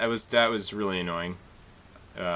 But yeah, so that's the reason for that. I don't like that reason. I think that's kind of a crappy reason, because that's studio and that's money talking. That's all that. That's kind of all that is.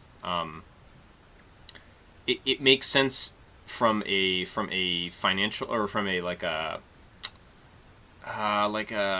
bureaucratic perspective or a company perspective, but it doesn't really help you as a consumer perspective. Yeah.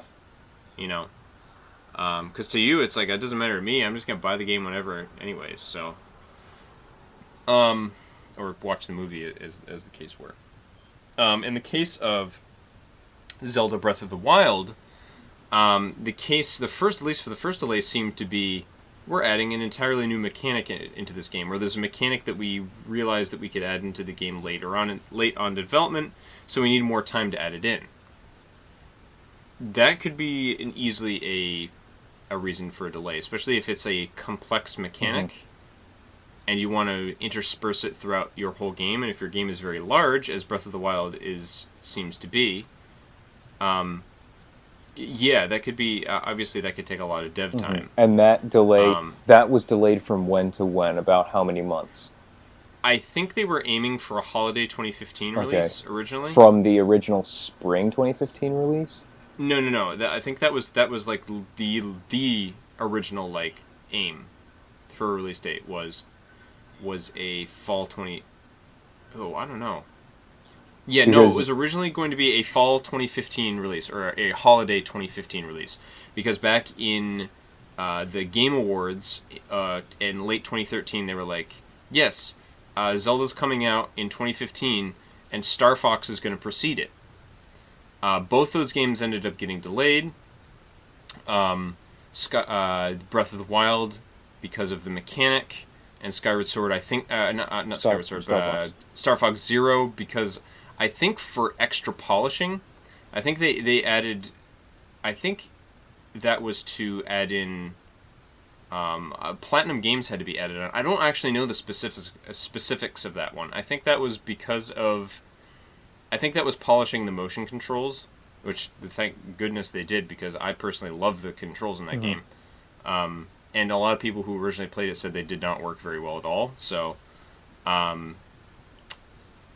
back during the demo days of that game. So that's good. I think that's a good reason to fix the controls that your entire game is based on. Yeah, I would say that's a pretty good reason to delay the game. But then so that ended up getting delayed to a generic 2016.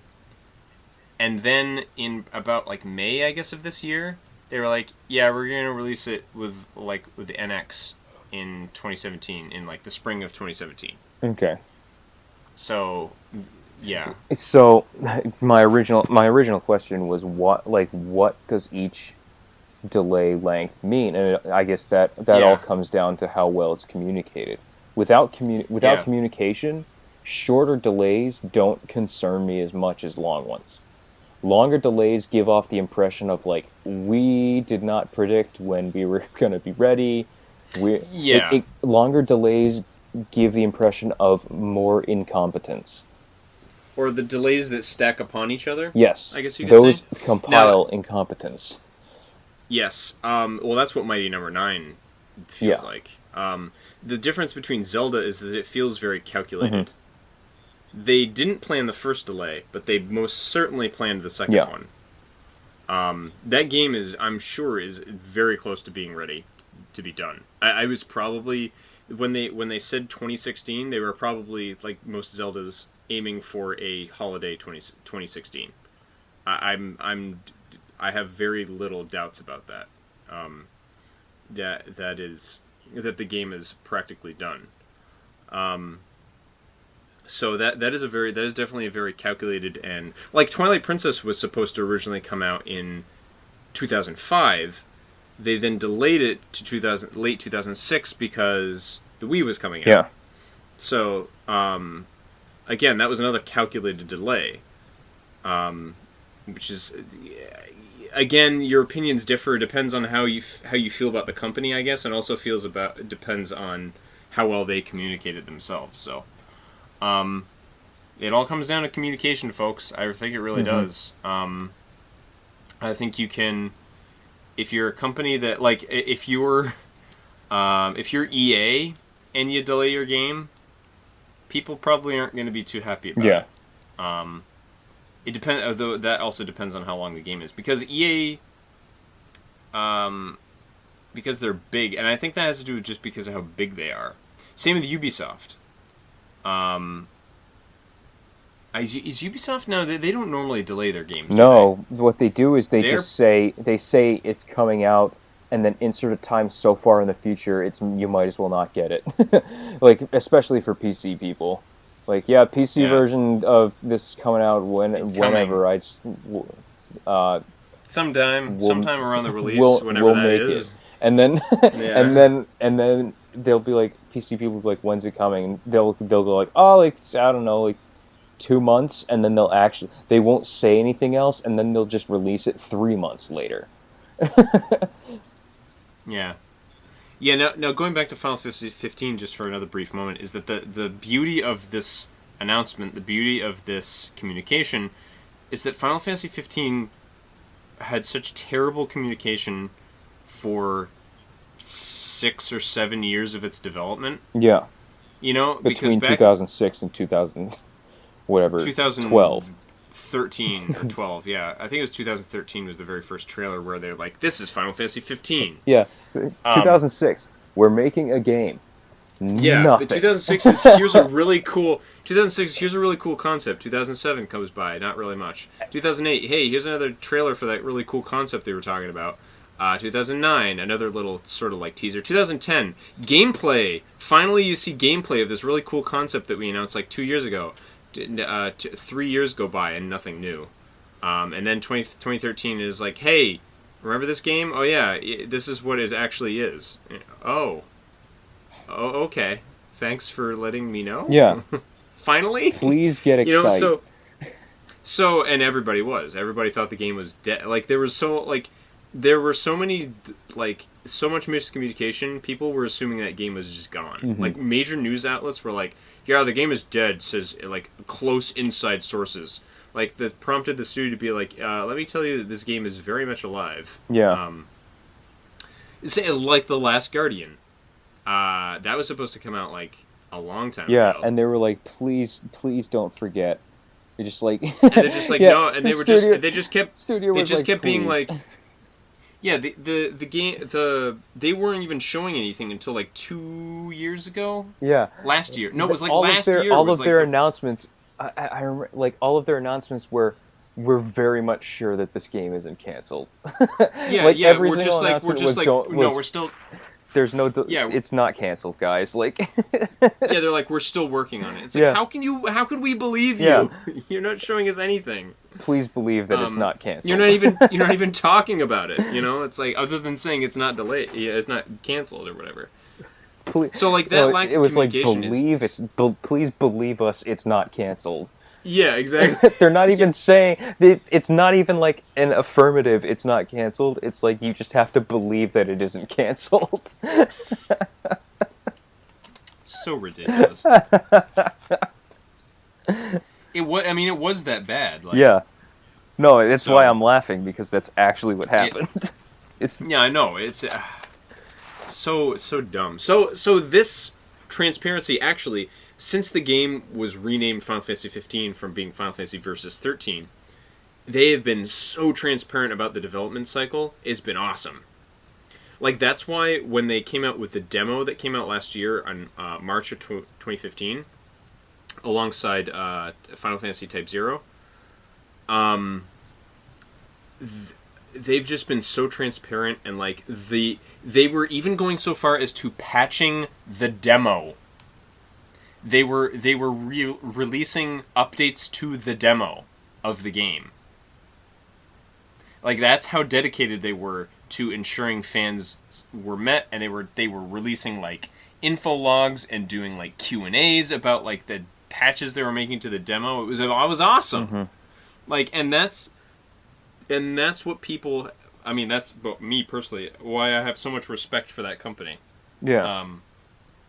Because it was frustrating for so long that they weren't nobody was talking to them, and people have been frustrated for Square Enix for a long time anyway, because nobody likes Final Fantasy 13 or the subsequent sequels, and blah blah blah blah.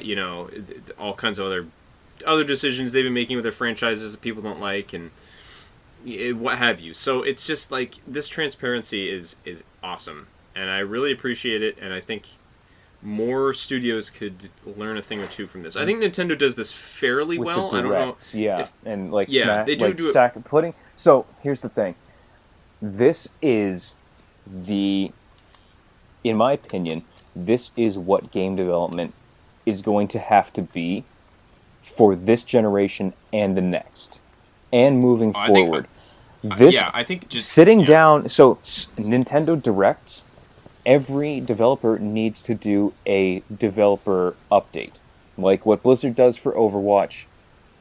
Get somebody who works on the game, who's a name in this studio, needs to sit down in front of a camera and tell the consumer, here's what the plan is, here's what's happening next, this is what you can expect, thank you very much for watching. That has to happen. Yeah. That's the direction that this industry is moving in. People are expecting that to happen now. Yeah. That's the expectation from gaming consumers, right? That's what Yeah. we're talking about. Doing that is essential to making people care if you delay your game. Yeah, absolutely. This Yeah. this needs to be the reality. So seeing this from so the only company that has done this in the past has been Nintendo with their directs, a Japanese company. I've I mean, I think to this person, I think to this amount of like directness, not to like use the same yeah word, but like this amount of directness and like intimacy, is kind of unprecedented. yeah I think. Um, in Nintendo terms has of in terms of the frankness and the yeah honesty, also pretty unprecedented. yeah I mean, you'll see statements from companies like I'm trying to think of some of the other niche devs when they're making changes to localization changes to games here yeah will be pretty transparent about hmm it, but not but they won't like come on a camera and say, "Hey, this is what we're doing." yeah They'll just like they'll just make a statement and be like, "Yeah, here guys, these are the changes we're making," and stuff hmm like that. So or like at least releasing patch notes, yeah, yeah. Yeah, and I think more companies need to start doing that. Honestly, I think it's good for PR hmm because people really appreciate it. yeah When you come on and you admit like, hey, like we screwed something up, or hey, this is what's going on, and this is why we're doing this, and so please understand we really are sorry that we're not meeting the deadline that we originally promised, yeah but and this space has been occupied by the Twitter sphere and the social media sphere, where like something will happen and a company will jump on the company rep will jump on their Facebook because that's their job, and they'll type up a message and be like, "Here's what's going on here, and don't worry, we got this." And so like they'll write up a paragraph and send it, and people will be like, "Oh, thanks for letting us know, likes, comments, whatever." Where now the industry is transcending that into a developer sitting down in front of a camera, and yeah, like developers themselves the first step was developers getting on Twitter, and like Notch being on Twitter, and people could just send him stuff about Minecraft and he would be like, yeah, okay, whatever. Back when he was still working at Mojang, you know what I mean, he would be on his Twitter and he people would just talk to Notch and get Notch's opinion on Minecraft stuff. And yeah, the next step now is a developer sits in front of a camera and tells the fans their plan, and they can right, the consumer can look them in the eye and have that connection with them, and that shows a level of appreciation and understanding that people are paying for your product. People are investing in you and what you can bring to them, and that as it can like you have to respect that, and people aren't going to take your crap just because you're a company. You know what I mean? yeah. Just because you have money to do stuff with, you can't just be like, yeah, you take this and you're gonna like it. People aren't gonna put up with that. You know what I mean? Not forever anyway. Yeah, and Yeah. So that has people have put up with that have had to put up with that from certain companies for a long time, and yeah, people are getting fed up with that from those companies, and yeah, have absolutely. moved towards companies that are more willing to do this sort of thing that we're talking about. Yeah, and I think because with a statement or a press release or what have you, there is a sense of disconnectedness to your audience to it. Yeah, it's so There's a manufactured. sense of it feels manufactured, it feels rote, it feels necessary, it feels you know just not personal at all. And the thing about it's like Hajime Tabata is, I mean, because he's clearly passionate about this, and he clearly is sorry. Yeah, You get a real sense of how he feels personally about the fact that his game is getting delayed, that he's worked so hard on. So there's that sense that people can tell when you're being sincere, and you can't always get that across very well in an informational statement. hmm But when you're actually delivering information, there are ways you can go about doing that that communicate to your audience how you feel about it. And I think I think someone getting filmed in a studio works just wonders to that. You know, And especially somebody who's worked on the game. that level is something that you don't need to do. Like, you don't need to film someone, because putting out an informational statement with enough detail does the job. Yeah. Putting someone in front of a camera to explain that statement and give that detail through word of mouth is the next level, and people are going to gravitate towards and feel more positively towards that. I think that's why they're like they're doing that, and I think that's why it's. I would say for the most part going over pretty well. Though from what I understand, apparently Persona 5 pre-orders sailed like after they announced that, which is kind of funny because I think they're releasing around the same time in Japan. The Persona pre-orders went from 15th to 12th on the lists in Japan. So so it got a little bit of a boost from that. But yeah, man, game delays. I think we about covered it. Helping work through my issues. Yeah, man, it's good. I mean, I hope people enjoyed our discussion anyway. It's something that we have to deal with on a daily basis these days. Yeah. It seems like, you know. Game delays are just always there. I think they're always gonna kind of be a thing these days, unfortunately, just because of the beauty, you know. But, I don't know. I don't know. I don't know. Do you know? I'm really unsure. Yeah, I don't know either. Honestly, do you know? No, but like No Man's Sky was delayed till early this month, so that was delayed like a month and a half. You know what? Next week, let's talk about No Man's Sky, because we're getting on like 3 hours here. We should probably wrap up. Yeah, I'm not gonna. I just sort of mentioned that, like that came out. That did just come out. I really want to play it. I've been hearing some pretty good stuff about it. I've been hearing mixed things about it, and I've seen a lot of videos and listened to podcasts about it, and so it'll be interesting to hear.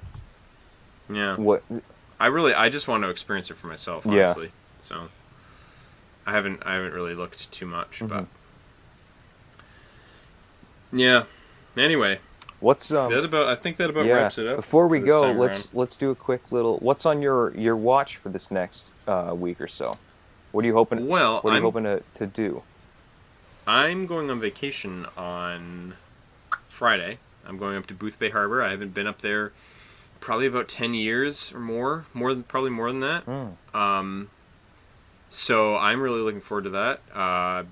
From what I've heard, my parents went last year sometime, and they said it hasn't changed like a tremendous amount, but like there are some things that are a little different. So I'm curious as to like, it's been like it's basically since I was my childhood.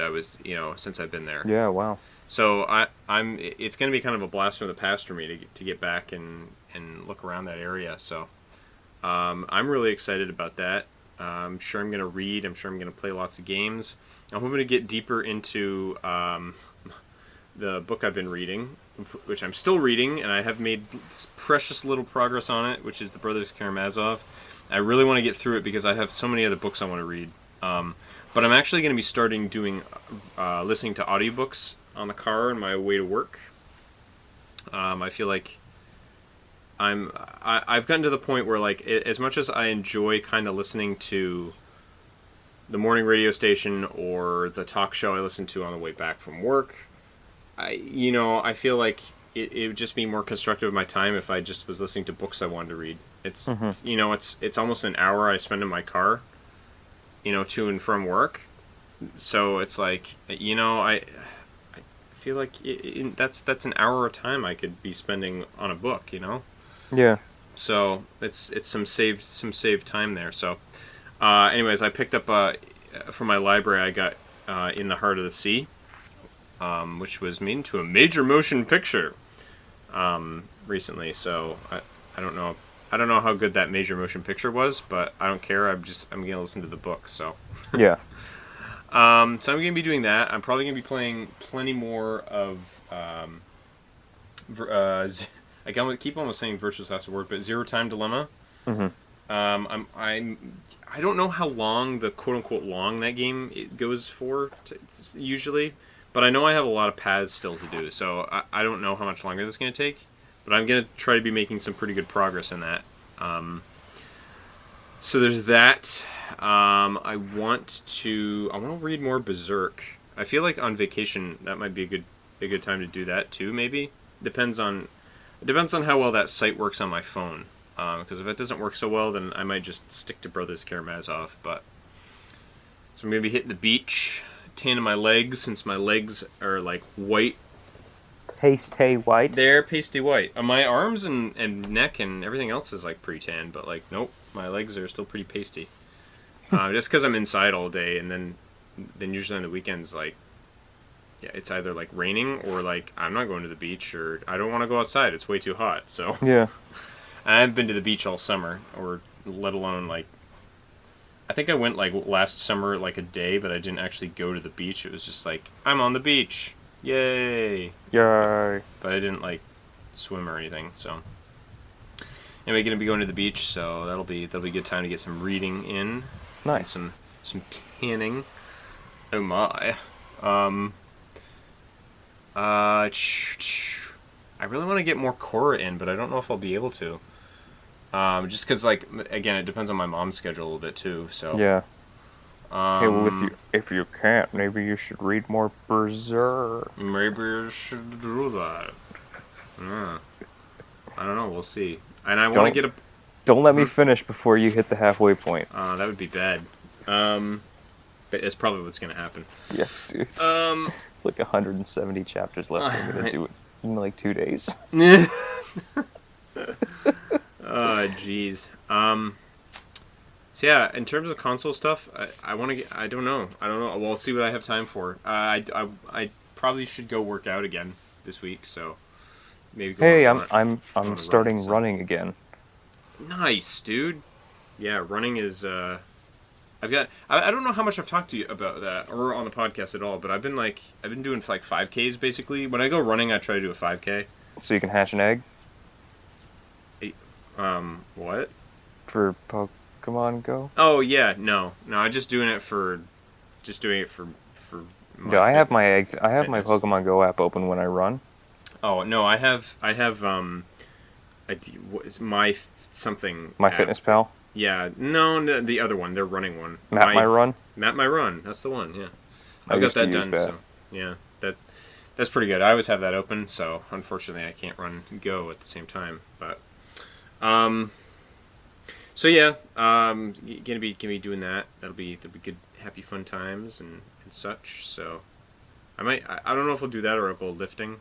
I'll probably run. I just drank 2 sodas today. I just drank a Crystal Pepsi because those are out. It's a very weird experience, but this is the 3rd one I've had now, but I love them. It's weird. It's a weird experience drinking a totally clear cola, but hey, it was the 80s, you know, they were doing weird stuff. It tastes like a dark cola? It tastes like yeah, it tastes just like Pepsi. Though it's weird because apparently the formula is entirely different. I'll have to go see if I can find some of that. I've never had Crystal Pepsi before. Yeah, they just brought it out again for a limited time, so I'm gonna go. I'll stop at Crosby's on my way home from work tomorrow. Yeah, it's weird. If you compare I didn't actually look at like the ingredients list, but if you compare, there's like 90 milligrams of sodium in this, which is actually fairly normal for Pepsi products. Mm-hmm. But in normal Pepsi, I think there's only 20. So the formula seems to be entirely different for some reason. I don't know what that's all about, but so yeah, Crystal Pepsi, man, go for it. So yeah, I drank 2 20 ounces today, which is a lot more than I normally do. Yeah. I've limited myself to basically 20 max a day, if I have a soda at all. Yeah. So actually, well, yeah, if I have any soda, like if I have like a can, I'm not gonna have any more, basically. Mm-hmm. So I've really tried to cut back a lot on that. So me 2 in a day, that's kind of a lot. It's more than I usually do. So I'm gonna try to be good and run it off a little bit this week. So I don't know. We'll see. Well, it's been cooler the past couple days, which has been nice though. So yeah. But anyway, what are you doing? What do you hope to accomplish in this next week? Well, I've got, starting tomorrow when I can play again after my self-imposed exile, I will be trying to get that Diva skin in the last 5 days of the Overwatch event. So hopefully I do that. I'm not buying any boxes, so I gotta earn them with my levels. Um, Grouping up gets you extra 20% on your experience every time you do finish a game, so I will try and jump on with my buddies and do quick play until I get those boxes. I just really want that skin, man. Yeah. Oh, I want it so bad. I know you. I know you do. I can Um, tell. but other than that, like I'm gonna get back into Berserk. I'm gonna give anime a little break. Um, I'm probably not gonna watch anything this week. Um, I've heard, actually, maybe I will. I've been told by my buddy Adam that I need to get on RE0 this I've season, heard good. I've heard. or ReZero. Yeah, Yeah, I've heard good stuff about it. he says it's his new number one favorite, Wow. and this is the guy that recommended Steins Gate to me. That I watched 3 years later and was like, wow, this is my new second favorite show of all time. Like, so he's pointed me at a pretty spectacular show beforehand, and he says this show has personally, for him, jumped Steins Gate, so I might give it a go. See if I can do a handful of episodes, and I'll report back to you next week and let you know Hmm. what I think, if it's worth a viewing for you as well. Um, I've seen some stuff about it, and I was interested in it anyway, so he's not forcing me to do something I don't necessarily Yeah. want to do at this moment in time. Um, and then other than that, like my birthday, I'm watching my birthday on Saturday. Gonna go up to a pub in Amesbury for Sweet. lunch or dinner, something or other, one of those two meals. And Nice. then, yeah, I have to look for a real job starting next week. I gotta find stuff and make a resume and send out applications, see if I can get working in September. And also planning moving my room. That's kind So, of what's on the watch. And then my sweet deal. Pokemon thing is a constant Yeah. update. I've got a buddy on from one of the Discords that I'm in, Discord servers I'm in, that has already completed his 721 owned Pokemon. Aside, I don't think he has the two XY event ones, the one that looks like a giant donut and Hoopa. The one that looks like a giant donut. You know what I mean, right? Yeah. The water fire type Yeah, or fire water or whatever. Yeah. yeah. I don't think he has that one because I don't know if he can get it in the States, and then I don't know if he has Hoopa or not. But he's either straight up sending me things that he has and doesn't want, like spares. Like he had a bunch of EV trained Dragonites that he just like sent me. And he was like, he was like, I have this extra Dragonite. Do you want it? And I was like, sure. And he sent it, and I was like, oh, that's a cool nickname. It's got some kind of like, it's like, name is Cyclone or something. It's like, oh, nice, you nicknamed him. He was like, yeah, it's because that's the one that's perfect IV's EV trained for competitive. And I was like, Yeah. why didn't you? I was like, do you want this back? Like, Yeah. and he was like, no, It's I've got like 3.